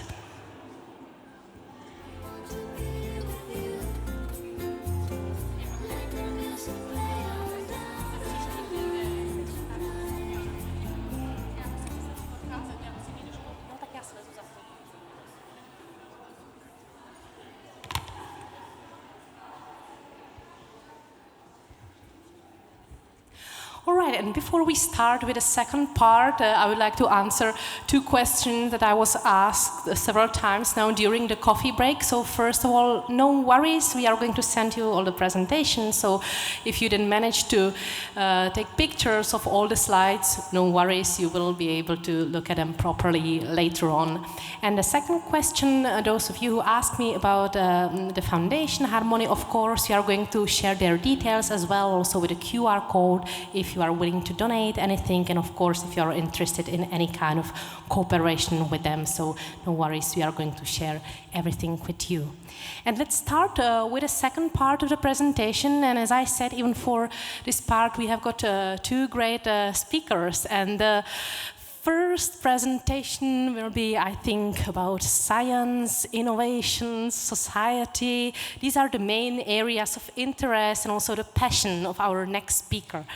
Felix Rundle is a co-founder and co-CEO of FutureHeim, a solution studio at the intersection of science, innovations, and society. Combining strategic concepts and creative meeting design, Felix's work leverages the power of interdisciplinary collaboration to tackle the grand challenges of our time. Based in Berlin, Felix is a consultant to international clients from science, policy, and industry, and also an advisor to several non-for-profit organizations, also the former executive director of the Falling Walls Foundation. We have worked together with Felix on various projects within the European Alliance, and it was always great, so I was really happy that he was able to make it to Prague today. So please put your hands together for Felix Rundle. Thank you, Teresa. Thanks to you and the team for putting this together, and thank you all for having me. I'm really, really happy to be here. I hope you are as inspired as I am by what we already heard. I was inspired, Aneta, by your effective and authentic leadership. I was inspired, Anna, by your vision and commitment and your train ride, 24 hours. I mean, you really walk the talk. I came here this morning at 6 a.m. by car from Berlin because I didn't trust the German train system to get me here on time. I'm not here to talk about the Deutsche Bahn and its problems, but I'm here to talk about one of the most important factor for the future of business events, the quality of the events we run and we serve. And with that, I'd like to talk about a few questions, and I'll just introduce them here. The first one, what kind of business events do we want to run in the future? And by the future, I don't mean like in 10 years when we are run by robots and drones and AI and avatars. I mean, maybe next month, maybe next year. Things that we can change, things that don't take a lot of investment and don't take a lot of money. My speaker's clock is not running. I guess I have 30 minutes from now, so I'll look at this. That's one of the questions I want to talk about and give some examples on cool stuff we can do already today with what we have. Thank you, running now. The other question is, in this time where we are all chasing the next trends and looking for the next cool stuff, where do we find inspiration for innovating business events? Maybe even on a deeper level, not just gadgets that we get to our events, but on a deeper, more substantial level. And the third one, what if we radically shifted our perspectives on events to take us from how we've always done it and the routines and, you know, it's easier that way, to let's create something that is completely designed for humans, completely designed with the human needs in mind. Yeah, to fulfill those needs and to understand those needs. And then to understand events as a transformative journey where you walk in to the front door on the first day and then you walk out on the last day as a changed person, or at least with positive benefits and things that you want to work on.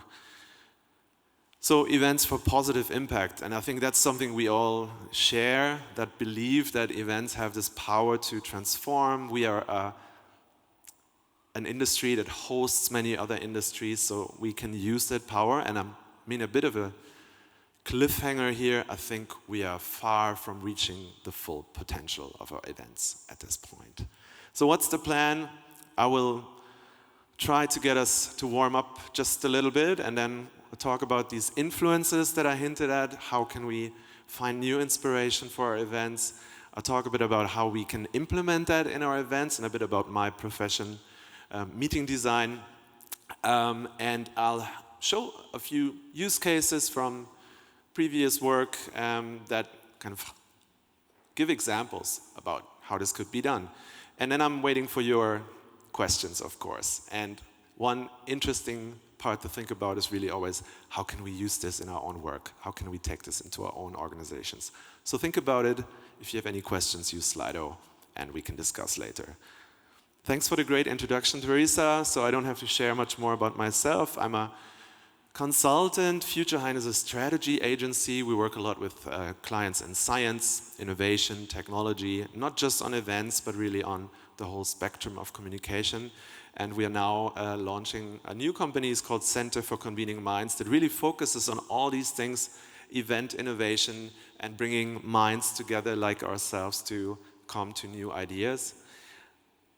And one theme that has always carried me in the last 10 years, I think, is this connection between science and events. That's really where I come from. I'm not a speaker on stage normally. I'm a conference organizer, and I've ran many science conferences, and I'll show you an example of one. And the connection between science and events may not be entirely obvious, but what I see is an important connection is this one. Experiment. So only by experimenting we can come to new things. Only by experimenting we can try, we fail sometimes, and we win. And then we can take those things that we won, where we succeeded, and refine them further. That's how innovation works. So my first take home that I will repeat later is, hey, we need to experiment more. We've got so many routines, and yes, we're driven by cost cuts and all kinds of problems, but let's try to find spaces to experiment. So that you understand that I'm not just making all of this up, there's some experience that I'm sharing with you, and I would just want to show you this quick clip from the conference that I've been working on for about 10 years now. Previously in the organization, now from outside the organization. This is a conference called Falling Walls Conference, based in Berlin. It takes place every year on the anniversary of the fall of the Berlin Wall on 9 November, also this year. And it connects this breaking down of walls, the peaceful revolution, the world coming together, with a theme of today, which are the next walls to fall in science and society, and how is this going to change our lives. And over the years, we worked on turning this conference into a showcase of how you can work with scientific content, which is often dry and hard to explain, and make it experiential, make it stick, and make it memorable, sometimes maybe even unique and in very few cases once in a lifetime. So just take this in for a few seconds. I won't let the whole clip run. This is where the clicker fails.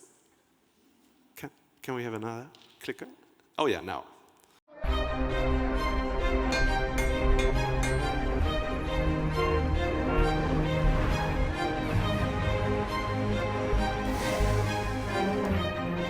It's this incredible connection of people, and I find myself just going, wow. It's about what science can do and what society can become. What was science fiction has now become science. Falling walls. What a great image. These robots are human-made systems, and so we're going to need to work together. In future, we can do better, and we must. Science always builds bridges, and I'm very proud to be part of it. It's a unique event of that kind. Speakers that take us to the edge of our understanding. Bang. Great. So trying to think that this was the beginning of time makes no sense at all. I'm going to show you the audience tonight. Will you help me shine a light on this incredibly urgent issue? This conference is all about getting walls to break down so that we don't damage humanity. The fundamental question is, are we alone? Okay, thank you. That was just to show you a few scenes and maybe not even looking at the headlines and the flashing text. I just wanted to show there's always something going on that explains and a lot of activity and also a big purpose of bringing together scientists from all over the world to have conversations, even in really, really difficult political times. Yeah, from me to you, my introduction to you, we're going to do some event polling yoga. I want to ask you 3 questions. And depending on how you answer the question, I want you to go all the way down to, so you have to get up first, all the way down to the floor.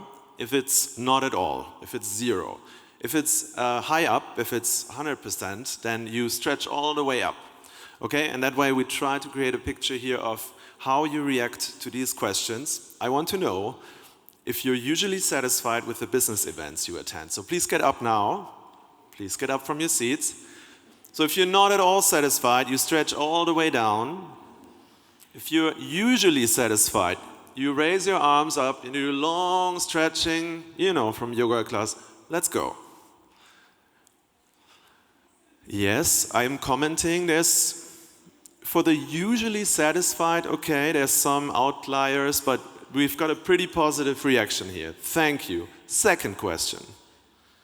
The business events I attend are unique and memorable. Again, if they're not at all, you go down.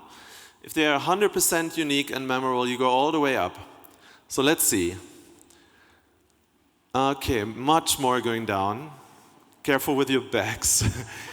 Some are still standing pretty high, so you're lucky, people.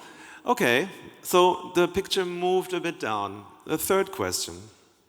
I often have profound and transformative experiences at business events. Again, no. Just go down one last time. And this is the final picture. Everyone is basically going down here. There's somebody here we should talk to later. I want to talk to you later. So thank you. Thank you for this exercise. I think we had a pretty negative development in going down in this little poll, which was to show that maybe we share the opinion that there's more we can do to turn our events to its full potential into profound and transformative experiences. But let's take one step back, and why should we even do that? If we all agree that business events have that potential to be platforms for bringing people together, for collaboration, for development, for learning, then I think we would all agree that creating, designing, and then making better conferences, congresses, business events would drive innovation, would enhance, would improve the collaboration between people. It would make us happier and allow us to learn easier from each other. It would foster deeper connections, more long-term connections and relationships, which we're all looking for, not just in this industry. And then ultimately, in this landscape of many, many events and brands where you can't even define which is which because they're all like kind of gray-shaped and diffuse, we would have more precise, clearer, lasting and loved event brands. At least that's what I think.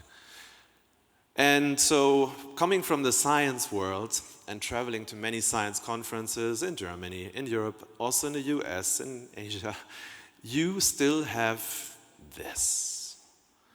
You still,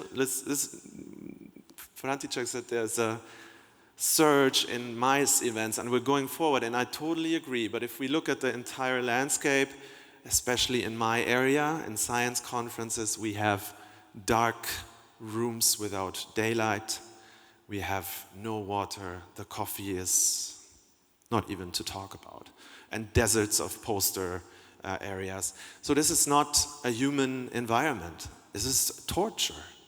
This is really nothing people can thrive in. And 5-6 years ago, I think I started saying, I have to go against this. We have to change this, we can't tolerate that. And yeah, that takes me to what I want to share with you. How do we move beyond this state? And how can we be inspired by other areas, other fields, in making different decisions? And so I brought some of these that inspire me and influence me in how I think about events, and I want to share them with you. So first of all, since I said I'm connected to science and of course work with many scientists, I went to ask my friends in neuroscience, for example, what do you think about the power of in-presence events, especially versus virtual events? And what's pretty clear also from studies in the last years and throughout the pandemic is that for once in our industry, live events are bouncing back. There's a hunger for live in-presence business events, and we know why, because it's the good stuff. That's where we are relating face to face, where our bodies can interact, where our brains can interact, and this is the source of empathy, of deeper connection, of more creativity in settings like that, and it's scientifically proven that when we meet in presence, our brains synchronize in a different way. Well, I don't understand much of this either, but my friend said it's like this. Our brains synchronize more during in-presence interactions than in virtual settings. And now the question is, what can we do with that, right? Is that something we can use to say, let's take the dull information, put it into a virtual event that we do beforehand, and then we really squeeze everything out of this in-presence situation. We allow for people to come together in spaces where all of this empathy-making, relationship-building is possible. So that's number one. Neuroscience says, yeah, let's make the most out of presence. Psychology, there are lots of books written about event psychology, but I don't think anyone really reads them yet, or at least we should all be educated about event psychology. And I just brought this simple pyramid, the Maslow pyramid of needs. It's old and outdated, but there's some cool things in there to consider. What inspires me is to think about this in terms of events. Like, look at the bottom of the pyramid. Can you read it? It's the basic needs that we have in the physical world, right? We come to an event, we need air, which is great here. Often there's no oxygen in the air, it's too warm or too cold. When we want to go to the bathroom, we don't want to wait for 10 minutes in the line. When we go to the buffet, we don't want to fight over the scraps and pieces, and also we don't want to wait for super long. So these are the very, very basic needs on the pyramid. Then we have higher needs like orientation, navigation. When I arrive at an event, do I want to be lost? And If I'm a smoker, I just want to go out again and smoke a cigarette to console myself in my loneliness? Or am I greeted by someone, by a friendly face, who then introduces me to what I can do and the first networking round? So a factor of how do I navigate, how do I orient myself in space? Do I have security? Do I have psychological safety in an event? And from there you can see we go to higher levels, the more interesting levels to me, because good event management can very well deal with the bottom levels, which is super important, right? But the higher levels are harder to get to, because these are the need for love, belonging, and inclusion. If you look around here, I heard several times so many familiar faces. For many of you who've been here for a long time in this industry, in this country, or even internationally, you feel this community of event professionals. I do for a while now. So we look for our tribe. We look for a collective identity that we can share with people we respect. That's why we travel to conferences as well. And do the conferences offer that consciously? Do they show spaces, offer spaces to live that shared identity? Very important. And higher up, the need for self-esteem, recognition. So can I bring my whole self to the conference, to the congress? Can I contribute in a way? Even if I'm not a speaker, I'm not in an active role, can I share my creativity? Can I share my inputs? If we think about our exercise here, this is where most conferences don't deliver or even think about doing this. And then all the way up, the need for development, creativity, and growth. This is also something we're looking for, self-actualization. What a big word, but let's think about it and consider how we can build this into our event systems. In short, how do we optimize our events for the higher level needs while fulfilling the basic needs at a very high level? So a last example for an influence that I like and that really inspires me is from sociology.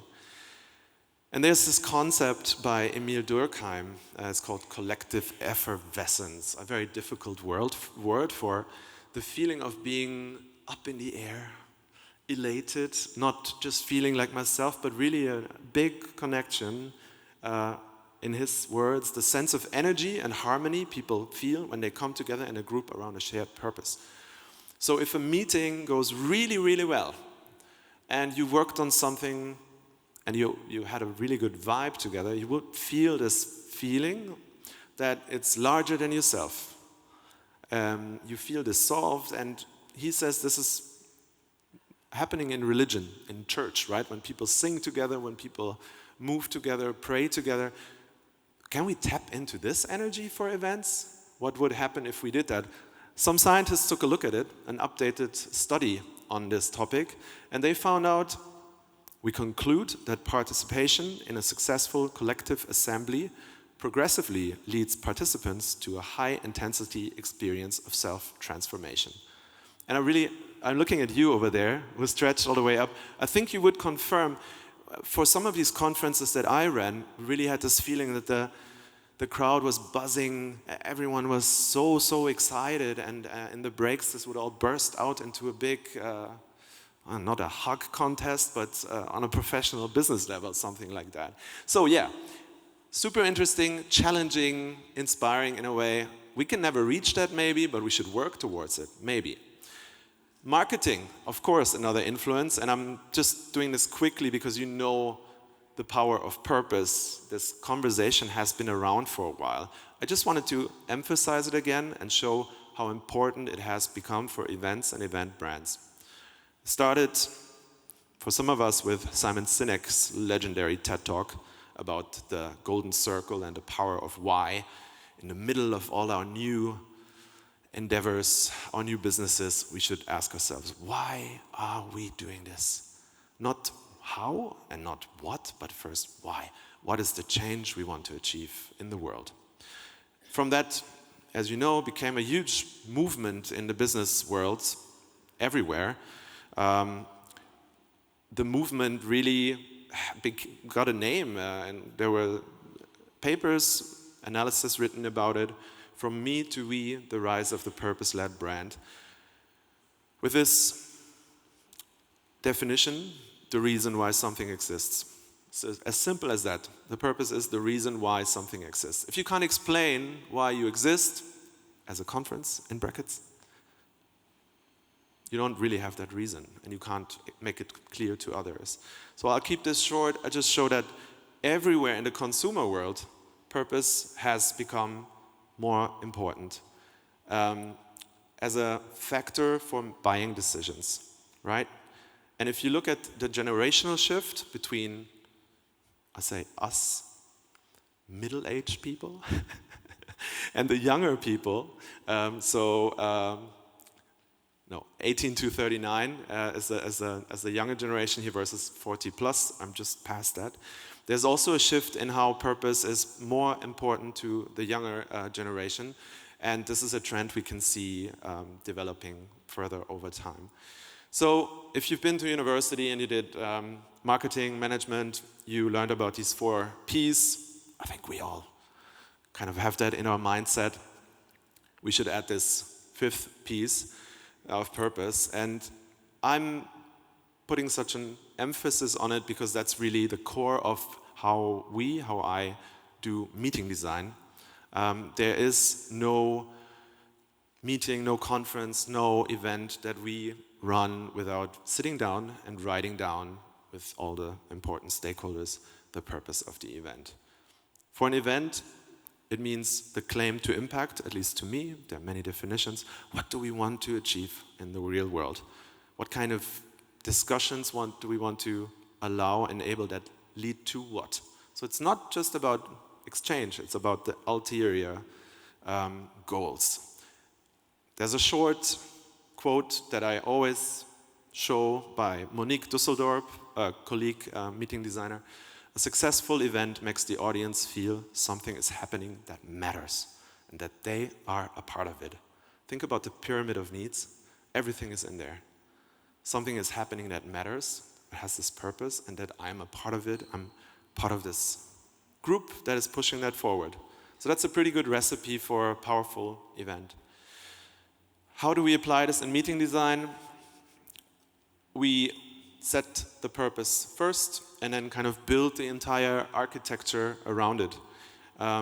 Based on target group analysis, of course, on goal setting, but the messages, the formats, the experiences that we put on top, layer by layer, like building a house, are all connected to the purpose. If they're not connected, they're probably maybe cool, you know, I can have a cool event experience that is not connected to the purpose, but then it's not as useful. And we might rather save our money for doing that. A tool that is really nice and easy and simple, because I said I would show you some things that don't cost anything. If you're running events every once in a while, or if you want to be creative with some colleagues, is design journey mapping, experience journey mapping, where you imagine the journey of an event attendee from the first interaction with the event to the last. And then, of course, continuously on and on. First interaction being maybe an email that they receive with the invitation. What's the tonality of that? Does it already express the purpose? Does it already speak in your voice? Does it already show some of the goals that you have? And as we go then into the event, we walk to the check-in. Does this check-in experience represent your intention for the customer, for the client, for the attendee? And does it fulfill the purpose?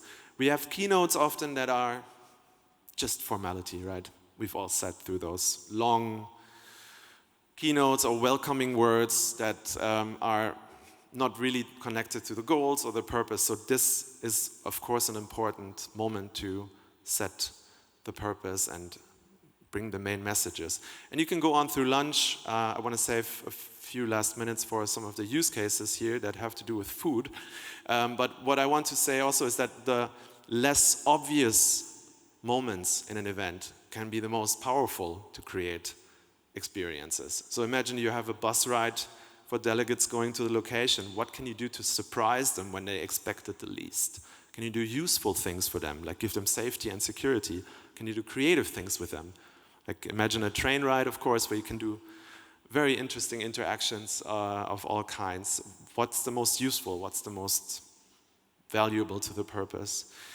Restroom visit, yeah, you don't want long lines, but can you turn that into a strength? We used to have a mime walking around at this conference that I talked about with a sign, showed down, the person next to you might be the next Einstein. You better use the opportunity and talk to them. Like simple, cheap interactions. In any way, closing this off slowly, what we try to do is create not just an explanation of the fact. Just like you can't explain the benefit of slow travel train rides by talking about sustainability, you have to take it higher to the experience level. You have to be there, you have to feel it, you have to be in the situation. And that's really where I'm thinking about what does it feel like for an event when you have a flow like you're in a concert by your favorite band. Or you have a cozy dinner. Can we create that feeling at our event dinners where it's sharing, it's candid conversations, and inspiration like in an arts exhibition. So I have 2.5 minutes on the clock left. I would just run you to maybe then just 2 experiences and use cases that I find good examples. This one is from this conference, science conference, the last talk before the lunch, a talk about water footprint, which is similar to carbon footprint, the amount of water that is used for any given product. And the scientist is the leading scientist in the world about it. He talked about it, and we showed this to the delegates at lunch. We had a buffet choice of 2 meals. One very German classic, the pork roast, Schweinebraten with Knödel, which takes 920 liters to produce per plate. Scientifically calculated by the team. And then an alternative, the vegetarian option, which only uses 110 liters per plate. So I'm not arguing for good or bad, just starting a really intense conversation and tough decisions. Do you stick to your favorite food then? And then you have to argue with your neighbor to justify what you're doing. So turning abstract facts and content into an experience, breaking the line between sessions and breaks, taking this experience further than just the talk is one important one. And I'll skip that one, you can ask me later, and I'll just to go to one that shows that we can do amazing things without adding more budget. So we had this big celebratory festive dinner every year in the Communications Museum in Berlin, and always the same, fancy chandeliers, good food, boring.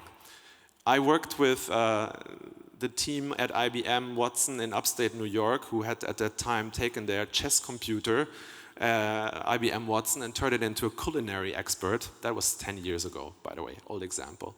And we worked with our local chefs in Berlin together to create a unique menu that no one had ever eaten before, created by AI. Again, 10 years ago. The people would walk in, they got an explanation of what happened, and they would eat for the first time, first humans ever, this menu that no one ever had heard about and no one ever had tasted. And we got, of course, a lot of press and articles written about it. So this is maybe an example that shows you can have your regular ingredients, you can have your regular setting. Adding that layer of creativity can not just take it to something interesting and special, but this is certainly a once-in-a-lifetime experience. And it's the ambition I want to leave you with. Talk to me about how to make this possible in your organization. I'm happy to answer your questions. Thank you.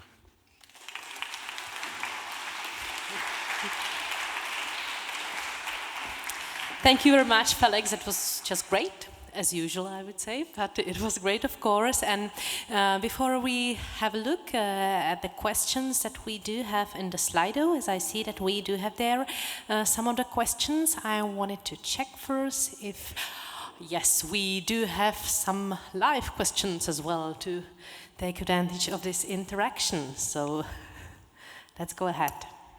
Hi, Felix. I'm the guy who raised the hand, yeah, the only one. So I like your presentation, and I need to explain, I'm not a conference organizer. I'm more like a client of the conference organizers.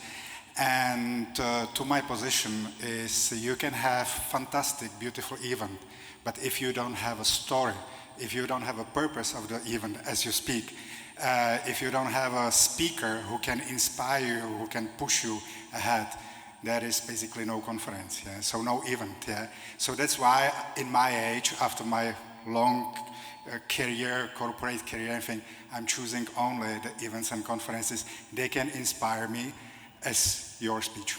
Thank you very much for this. Thank you very much for the comment. I want to connect it to the first question maybe about trends, because you're a type of client and conference or meeting attendee that we will see more and more of. Do I invest my precious time and money into all these conferences that all kind of look the same, they follow the same recipe, and the brand is not even recognizable? No, it's clear that people will focus on what really matters to them, their tribe again, their right purpose for them. And so yeah, you're a perfect example of a picky, high quality conference attendee. And I just wanted to add that I think to the trends, right? Yeah, you know the trends. AI is going to change everything. I'm not going to deny it. Other event technology. But I'm focusing in my talk specifically on the contrary, right? On the human factor, on the things we can design between people, where we don't even need screens. So, yeah, thanks for that question. How was the special menu created by AI tasteful? This is what I have chosen. I like that question. Yeah, I was running out of time. I would have explained more. So the engineers in New York were handling the AI, and we were screen sharing the Watson control center, basically. And our chefs were like dropping some items in there. Yeah, we want to use some onion and some this and that, and then the AI, based on lots of databases, among them the US Army database of recipes from 1930 to 2010, matched all things together and then spat out some really experimental stuff. Some was amazing. I remember a salmon in a cinnamon crust. But it was some weird things too, with ice and hot drinks mixed together, so things humans would not think about. All right, so maybe let's have a look at a second question. What skills do I have to have for future events, and what would be the main skill of efficient, productive event manager? That's a great question. I think awareness of the possibilities is not a skill, but it's a really important factor. Being in touch with what the best in the area are doing. When I was younger in this area and a young conference organizer, I traveled to Montreal to check out what the people at C2 Montreal were doing, and I tried to be inspired, and you know, also in other places, but trying to understand what's going on and what you can then do. And then it's about using tools like this experience design journey mapping is a simple tool. If you want to know more about it, I can talk to you in a break. Applying that with your colleagues, it can be an absolute game changer. And I really want to say again 2 things. If you're senior in your team and you work with younger event managers, give them space to experiment. That's just really so important, that they have a space where they're free from risk, they can really be creative, and then you can experiment in a bubble, in a safe bubble, on an aspect of the event maybe, and then expand from that. And secondly, these creative experiences, they don't have to cost more money. Connected to what you said earlier, high production budget is an important factor, right? You can do so such cool things also with AV and of course, but having these inbuilt designs with purpose, they can elevate any production design to stellar levels. So cost neutral creativity can do a lot by itself. I like also one question that I can see here. Why are clients and mainly associations, but I would say not only associations, so afraid for anything new? What is the reason there? That's also a great question. I did some classes at university that I taught for young event marketing and event management students, and I always ask that, how do I take this to my bosses, to my higher ups? And the same thing is true for agencies and PCOs. How do I take this to my clients? I think organizations are averse to change because they want to be safe. Many of the decision makers, it's me, frankly speaking, are old and not old, but old-fashioned in their thinking, in the sense that anything that is new brings risks that you don't even want to try out. So my recommendation is for the students and for the event managers and agencies and corporate planners in corporations, take smaller defined bubbles for experimentations where you say, I'll take responsibility for this, I'll try my idea out on this. If it works, then give me a bigger space. And I did that with my bosses, which were pretty conservative at times, and they didn't want to experiment, different generations, and that they were always super happy with the results. So if you can show that it works, you get more room for experimentation. Wonderful. And I'm checking the questions because I see that there are already some things that you have partly talked about, but what are, to your opinion, the major mistakes that are recently seen on the business events?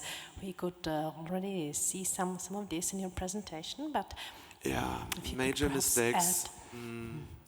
There's so many, wouldn't call it mistakes, but things you don't design, that you don't think about, and then they're just missing. I've seen events with massive production budgets that were absolutely glorious and impressive, but they lacked the inner story and it completely fell flat. So that's the example that goes here. Of course, if you try to cram too much content, because we're now in a content craze with parallel sessions and best 30 of them, that leads to the famous information paralysis, and you cannot even decide where to go. So really much more focusing on what matters and having collective experiences that then people can talk about together rather than splitting them up in hundreds of groups.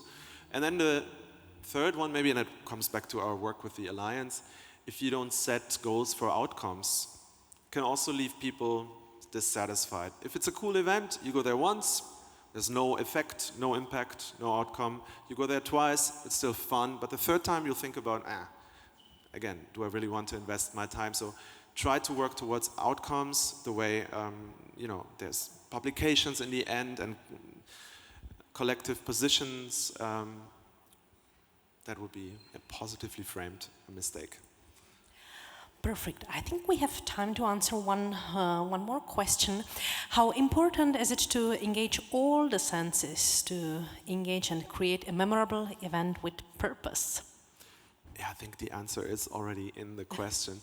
I don't know if it's important for any and all event to engage all the senses, but this is how we live, right? When we walk around in nature, all our senses are engaged. When we are cozily at home, our senses are engaged. So why deprive ourselves of this at events? I love working with smell. Do I always do it? No. Working with light, working with atmospheres, that's much more important to me. Social cues, like what can I do as a conference organizer to give cues for people that, hey, everyone can approach anyone here. There are CEOs and chairwomen and students, but we don't want to have this gap. We want to allow what can I do in terms of creating an atmosphere that allows for these interactions? So, yes, engage all senses. And well, I see that all the questions are related one to each other. So we've got here one last. What would be your major argument to convince the client to organize memorable event? Yeah, I don't think there's one answer to that. It depends on the client, and it depends on what you can put forward, right? Most of the times, your client wants to see your plan. If you have a dull, normal plan that is not risky and not experimental, then he will buy it, because they've done it for the last 20 years. If you put a new plan, and you can say why this works, and why you've thought through all the details, and that there's some safety mechanisms so that they know it's not getting out of hand, then that's the best possible argument. I think it's an individual situation each time, but yeah, building on trust and showing the competency and a good plan. Thank you very much. So of course, as Felix said, he will be very happy to answer your questions with a glass of wine, probably later on. Thank you very much, Felix. Thank you. Felix Randl.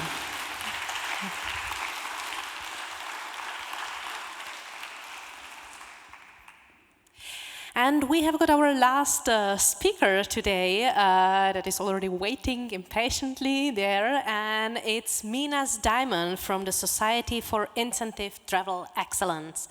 Minas has more than 25 years of experience in leadership positions in hospitality marketing and sales, leading the sales strategy for incentives, groups, leisure, corporate, as well as taking the lead in trade marketing.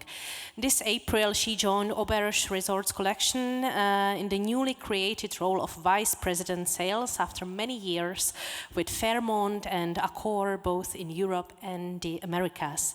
She is currently a board member of Site Global and part of the WIL, Women in Leadership group that is associated with Site, and is passionate about the power of the meetings and events industry, in-person events, and their role in personal and professional growth.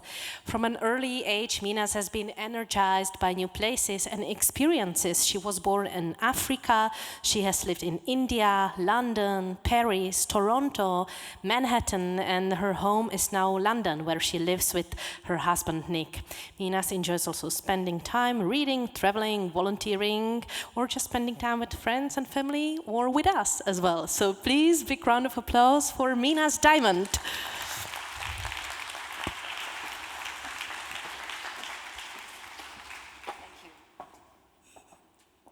Thank you. So, I have to say, I'm very grateful for the opportunity to come here because this is a city that I haven't been to before. Prague is, I've been to many countries, as you heard, but Prague is somewhere that's new to me. So I really enjoyed my time yesterday with having dinner in the municipal restaurant, and then today I'm looking forward to explore a little bit more this evening. But I'm very happy to be here on behalf of SITE, the Society of Incentive Travel Excellence. Let me ask, any members here of SITE?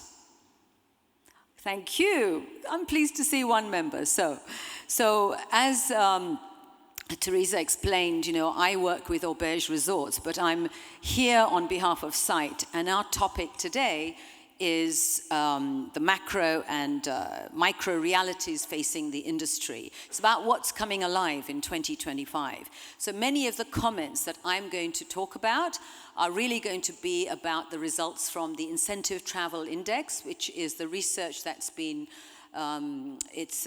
promoted by SITE, funded by SITE, and also by IRF, which is the Incentive Research Foundation. And some, of course, are my own observations because I love talking to a lot of the different planners that I come in contact with. So, don't know why we have the same. But, so, after a few years of post-COVID changes, whether slow or rapid, depending on which part of the world you're in, to me, I thought that 2025 was going to be one of those years that's going to be almost like normal. right? Back to normal after 2019. But what is normal? And this slide came on a bit earlier, but as you can see, what we're living through is not simply an epoch of change, but the change of an epoch.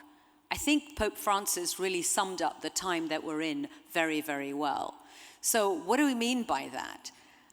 The change of an epoch is really something that's magnificent. It's huge. It's like, you know, the invention of the internet or going from analog to digital.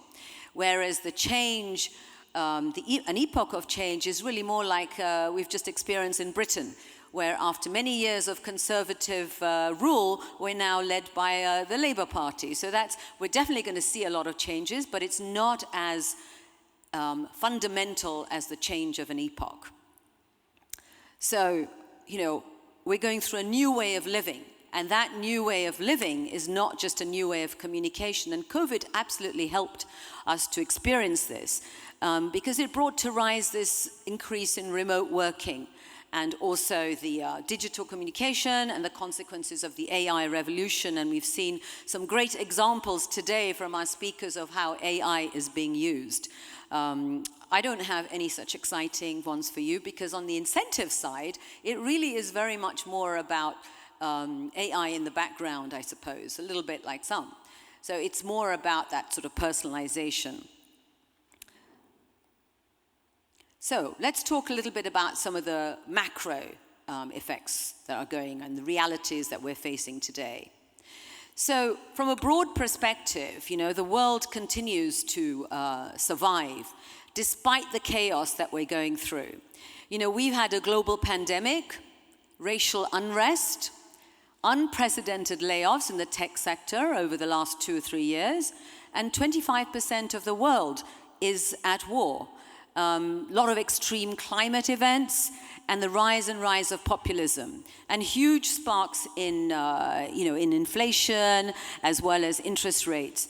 In other times, 1 or 2 of these would have put us off and taken us way off kilter. But today, we kind of seem to go with the flow and we roll, and some businesses are surviving and even thriving, I'm pleased to see. And really, so long as the wheels of business continue, I think that reward, recognition, and incentive travel programs will be necessary. So it's really good news for us in the incentive business. And I'm sure you've seen that, you know, that if you're welcoming, you know, some of the clients coming into this, that, you know, there is a real passion and a real sort of, you know, requirement for that. But, you know, it'll be a much narrower horizon. We won't have the same mid or long-term visibility that we've had in the past. I think this will require a change in expectations, perspective and approach, and also, most likely, a little bit of a re-engineering of the business model, a little bit about some of the things that, you know, that Felix talked to us about, you know, this kind of thinking about, you know, why we go to events, what is the purpose behind events. But apart from that, we'll also need to have much shorter planning cycles because although we might still have 3, 5, and 10 years, you know, we've got to constantly iterate and reiterate because, you know, things that we plan won't always work out the way that we expect them to plan. And flexibility and agility and, you know, that the whole sort of nimbleness is going to be critical in how we move forward and to ensure survival and success. So let's look at, you know, how do we work today? You know, when I started, I'm a little older than Felix. I would say that, I'm only going to admit to that, but when I progressed to a leadership position many years ago, I had a PA and an office with a door. And I did have a laptop, but it was, no, I think my PA had a computer. Anyway, but who has that now? Who has an office with a door? I now reflect on some of the changes that I've had. You know, I've moved from London to the US to Toronto. I've been in offices. And then when I moved to Paris in 2021, almost mid-COVID, I was living in London. Eurostar, you'll be pleased to know, was my kind of constant companion as I went backwards and forwards.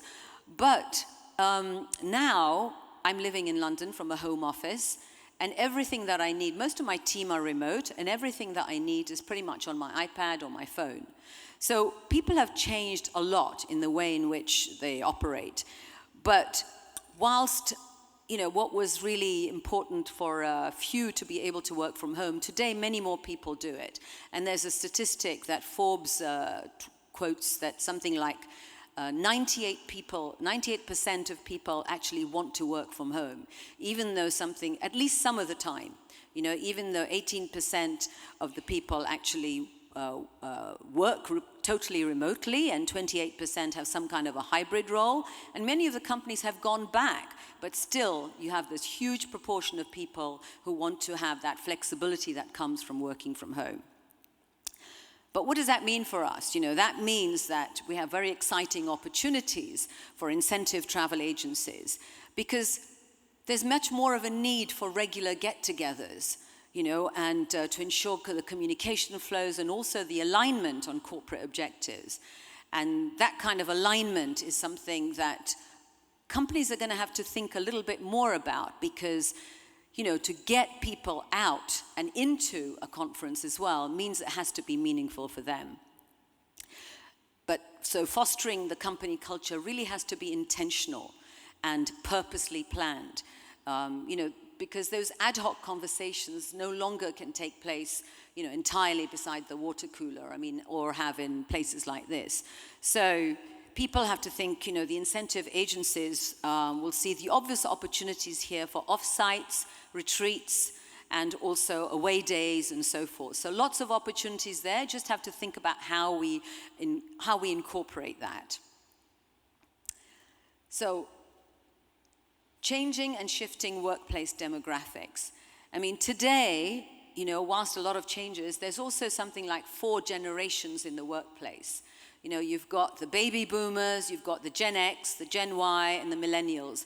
And actually somebody told me I read about the Gen Zs as well. So I think I have a few around that. So there's lots of different people. And what that means is obviously there's different people have different requirements and needs. So we have to think about that in the planning of the program as well, because each has a different, unique preference. Triple bottom line, the profit, people, and planet.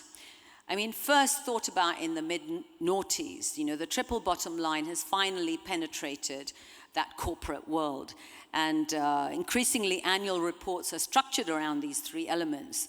And I think it was in 2018 that the US Business Roundtable expanded its definition of the purpose of a corporation beyond that of just shareholder profits, and now a lot more around more far-reaching and holistic approach. Corporations are holding themselves and each other accountable for not only the environmental impact of climate, but also their commitment to the social contract. And this has huge implications for incentive travel, because not only with the relation of CO2 emissions, but also with diversity, equity, inclusion, and belonging now being much more under scrutiny. Because such principles may conflict a little bit more with the historically meritorious, exclusive concept of an incentive travel program. Incentive travel had to be, if to go on a program, it had to be earned, usually by some kind of a financial experience.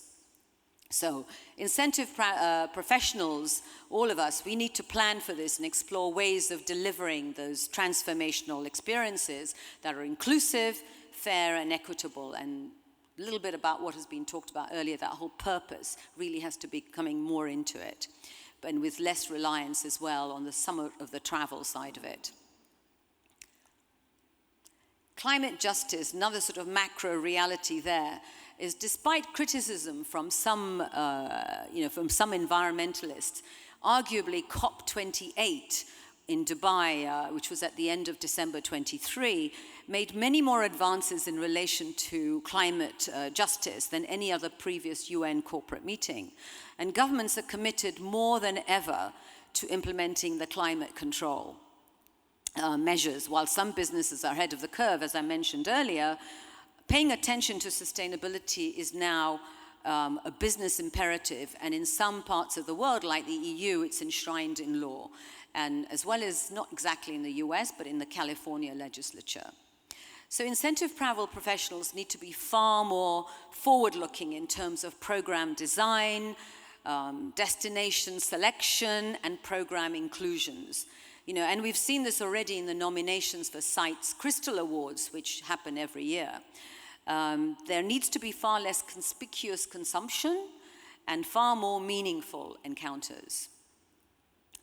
And we need to look at destinations that can be reached less by air and more by train. And the journey needs to be an integral part of the experience. And as we heard earlier, the night trains are really making a comeback in Europe. And this concept of going to bed in one country and waking up in another is something that's being actively planned for in some of the European cities, which is great to see. Sadly, in the UK, we're not that advanced yet, but I'm sure we'll get there. So the other sort of macro realities around the geopolitics, arguably tensions are at their most taut that they've been since the Second World War. As we head into 2025, it shows no signs of abating. If you think about it, there's no fewer than 50 active global conflicts that are going on right now. And today, the things that are grabbing the headlines is Israel and Hezbollah, and sometimes Ukraine, you feel, has almost gone into the background a little bit. But it continues. And in real terms, something like 25% of the world's population is impacted by war.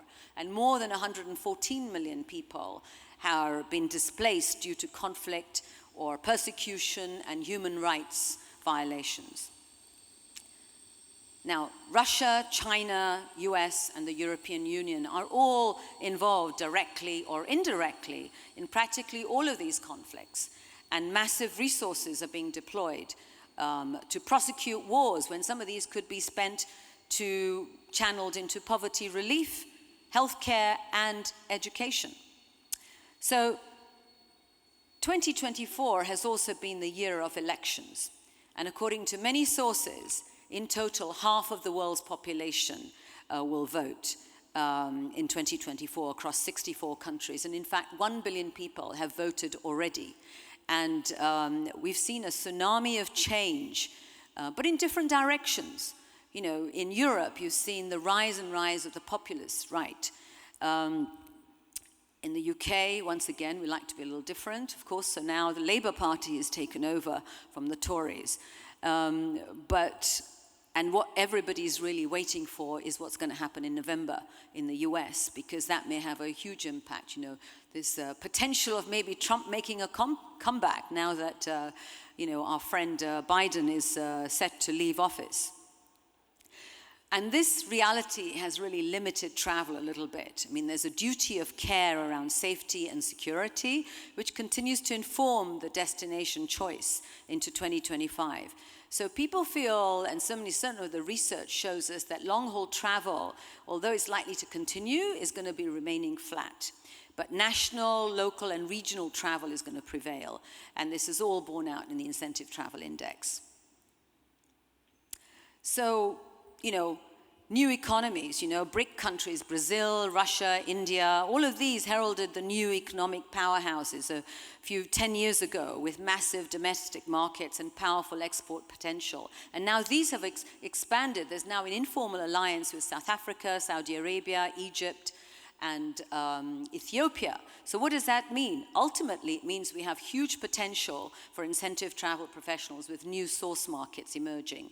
And although some of the countries in this consortium have less than attractive human rights records, this has to be navigated as well. And these countries have been exhibiting in many of the different trade shows, but watch out for more buyers coming. And Anieta was telling me about, the Middle East buyers, travel planners coming into Poland for a fam trip. So I'm sure that there'll be more and more of that, because connectivity in that sense does make it a little easier. Now, I'm not going to say too much about this, because we've all heard a little bit, but I think there's no fear in our industry about what this has, because there's, it's all part of the development. But looking into the micro scenario, there are around 10 points for the industry that we have to take into consideration. So, what is it? Firstly, it's the headwinds in 2025. Rising costs and inflation continue. But one of the main things really is about attracting and retaining talent in the industry. I don't know if you find this, but we find this very much in hospitality, where it's very hard to attract. And people want to spend more of their personal time. They don't want to spend long hours at work. So it's critical now that it's really something that that we train more or think more about what kind of resources we give. Supply chain issues are going to continue as well into 2025, and there's still a concern. But, I think the good thing that I'm hearing as well, because there are opportunities which should have been added in there, because one of the opportunities I'm seeing when I talk to people is that the lead times are actually increasing a little bit, which means people are planning a little bit longer time into 2025 and 2026 as well. Destinations. So, in terms of destination selection, Incentive Travel Index reveals a very robust preference amongst buyers for destinations not used before. So that, I'm really happy to see the rise of some of the regional tourism boards, because I think people are hungry to go to places that they haven't been to before. And this means it's good news for second and third tier destinations. And, the demand for resorts, and particularly all-inclusive resorts, is at an all-time high. Closer to home, is another thing that's a trend. Whilst transcontinental travel has resumed, it's absolutely risk-averse and cautious, and is consolidated around tried and tested destinations. Although there is some emerging data that suggests a little bit different, but I'll talk about that at the end. But despite the prominence of new destinations in the consideration set, these are nearby local or national, and so regional locations, whether it's more about Gdansk or somewhere else, local, rather than going too far away or to another country, as opposed to long haul. And Auberge, we opened a couple of resorts in the pandemic, one in Utah and one in Wildflower Farms, which was just outside New York. And I have to say that these were really, really popular, and they continue to be popular. So what about incentives and how they're designed? So today, they're increasingly designed, relying on elements such as group meals to foster that company culture. And I think that's something that's going to continue, because people are looking for ways to foster that and to create more of a relationship between the participants and the C-suite. And we heard again from Felix how that makes that happen, and this sustainability as well is increasing in importance, but that's much more important in Europe than it is in North America.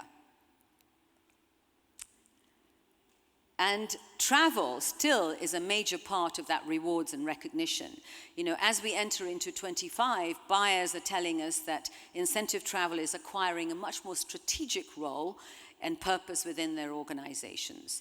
It's more than just a mere company trip in fulfillment of a sales campaign, and it's a lot more about an annual opportunity to focus on company culture and also the values of the company. But again, it's about creating an event that makes it easier for people to absorb that and more meaningful. And then we come to AI. So no fear of AI. As you can see, a lot of people are kind of adapting and using it. And in fact, at the ITI survey that was happened in 2023, at the end of 2023, only 7% of people thought that they were going to be impacted in some way in their marketing and communications. And then at another survey just in August of this year, more than half the companies are using AI in some way, shape, or form, which I think is really, really encouraging. But how is that going to play out? No one really knows, but we just know that it's going to make some tremendous impacts in the industry. Has it actually changed the structure of an organization and reduced jobs? Probably not yet, but I'd be keen to hear from anyone here in this audience if AI has actually helped them to replace people or restructure their organization. Another reality is that spending, it's a reality and a concern that the spending continues because, Incentive Travel Index discovered that about 58% of the respondents are predicting levels above, significantly above 2022. And well into 25 and 26 versus 9% who forecast that their spend will be below or 2022. And hotel costs. So I'm from a hotel company, so I'll put my hand up, but of course airlines as well have increased their costs dramatically. But now it's all the supply costs and that go into it that have made an impact as well. But one of the discoveries that we're finding in the survey is that hotel costs are now picking up they're making up the largest part of an incentive program. And that's maybe it's good news for hotels, but a little bit less good news for DMCs, because we really have to be thinking about how creative it is. But another trend that we've seen within that is how hotels are delivering much better experiences themselves as well, working in partnership with the DMCs. Now, one size does not fit all, so we really have to be mindful about regional differences. And the incentive index allows us to look at specific industry verticals, regions, and sectors, from the financial industry to the tech industry, all the way down to the pharmaceutical and other industries as well.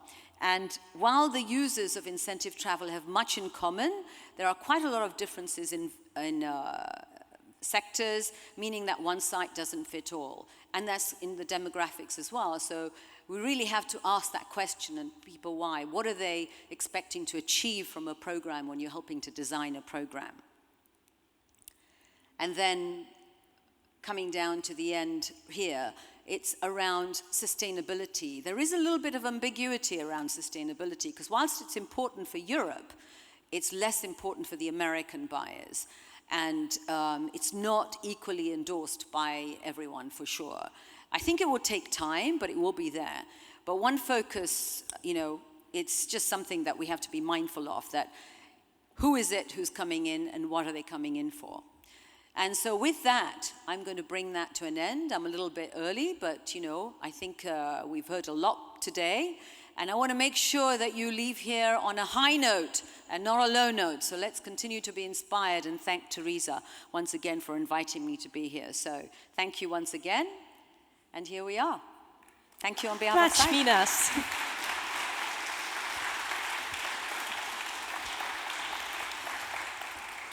That was very interesting. Yes, I really have to say, all four presentations I enjoyed very much. I hope you did as well. And before we look at the questions that we do have in our Slido, again, I'm asking if there's anyone who would like to ask. Normally, nobody, so let's go directly to the Slido, and we do have some questions for you here. So what regions do you see as strong emerging source market, Minas? Well, I think in our own business, we've seen the rise of the Middle East for sure, and I think that's something that they're getting much more involved in that. And whereas before it was very unstructured, I'm beginning to see it being much more structured. Whereas part of that is because we have a lot more of the US companies who are actually going there and taking that structured approach. I don't know, but definitely we're seeing the Middle East markets, Latin America for sure, and Asia continues. So those are the three. But why we look at where we see a demand for the chapters coming up, and the demand, with the Middle East chapter started 2 years ago. So that's definitely something that we're seeing as much more of a consolidation of the Middle East. We have got here also one question related to AI. Will AI reduce jobs in the meeting industry? You said no fear of AI, so isn't that a question? Well, I'm not an expert for sure, and what I've heard today, you've got many more experts than I have, but I think that there is a likelihood that eventually it will, but it's far away because there's still a lot of work to be done. And the most exciting part of it comes into when it's used within a company, and the information and the knowledge and the experience in a company is codified in a way that you can produce programs right away in 5 minutes flat, whereas something that would have taken you maybe 2 or 3 days and a number of different people to produce, now with all of the input that you have, which is institutionalized in an internal AI, then I think that that's going to make some sort of changes in the future. And we have got here one more for you. What are some of the trends in incentive programs that you are seeing from a client's perspective?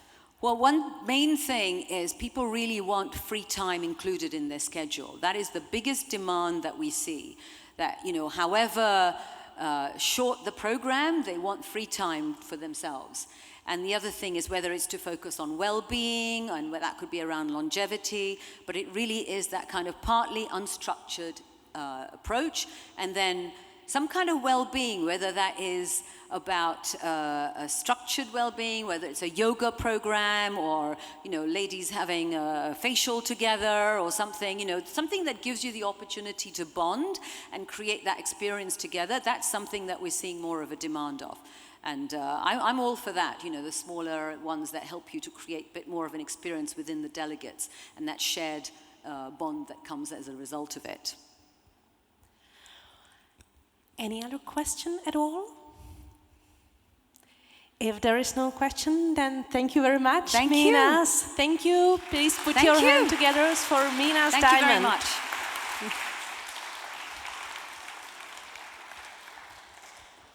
And I'm sure that you must have your heads full of thoughts, yes, and full of those ideas. So maybe it's time to relax and unwind a little bit. So we have got for you, for the second time today, a wonderful musical, very short performance that you can enjoy. And then I would like to invite you for a final glass of wine to the second hall. And also, of course, there are several of you who were interested to learn more about this lovely venue, to get some information about it. So please do not ask me, I'm not the right person, but we do have the right person somewhere here who will probably come in a moment, yes, and of course she'll be here also for the networking afterwards to explain you more about it. And you will recognize her very easily, Terezie Krejbichová, yes, that I'm really grateful to, because not only that she introduced me to this beautiful building, but also she's here with us today, and she'll be very happy to answer all of the questions you might have and tell you some secrets of this beautiful building. So that's it from me, and let's just enjoy some beautiful music to finish with.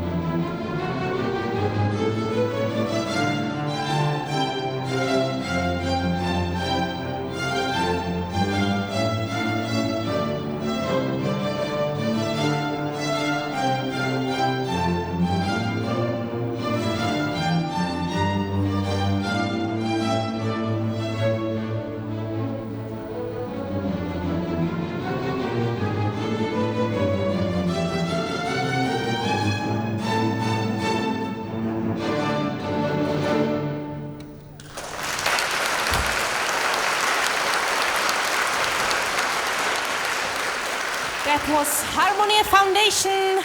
A big round of applause for them, or perhaps even a standing ovation would be very nice. Yes, thank you very much for a great experience. Yes, thank you very much. That was beautiful.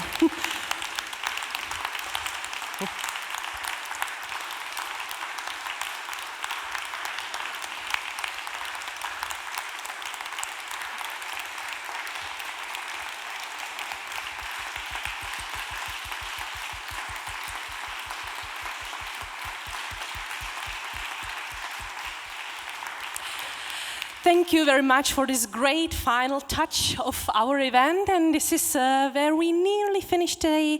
Thank you once again, and as I said, we would like to invite you for a final glass of wine and some little refreshment to the second hall. So that's nearly it from my side. Thank you very much to all of you for joining us today, for coming. A big thank you to all for our excellent speakers, to Aneta, Anna, Felix and Minas. Please, one more round of applause for them as well.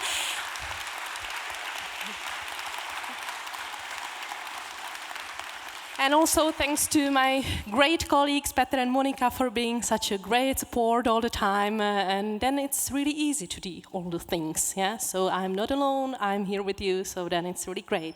So thank you once again, and I'll be happy to see you later on and discuss more. I hope you spent a nice, inspirational afternoon. So now let's enjoy some evening. Thank you.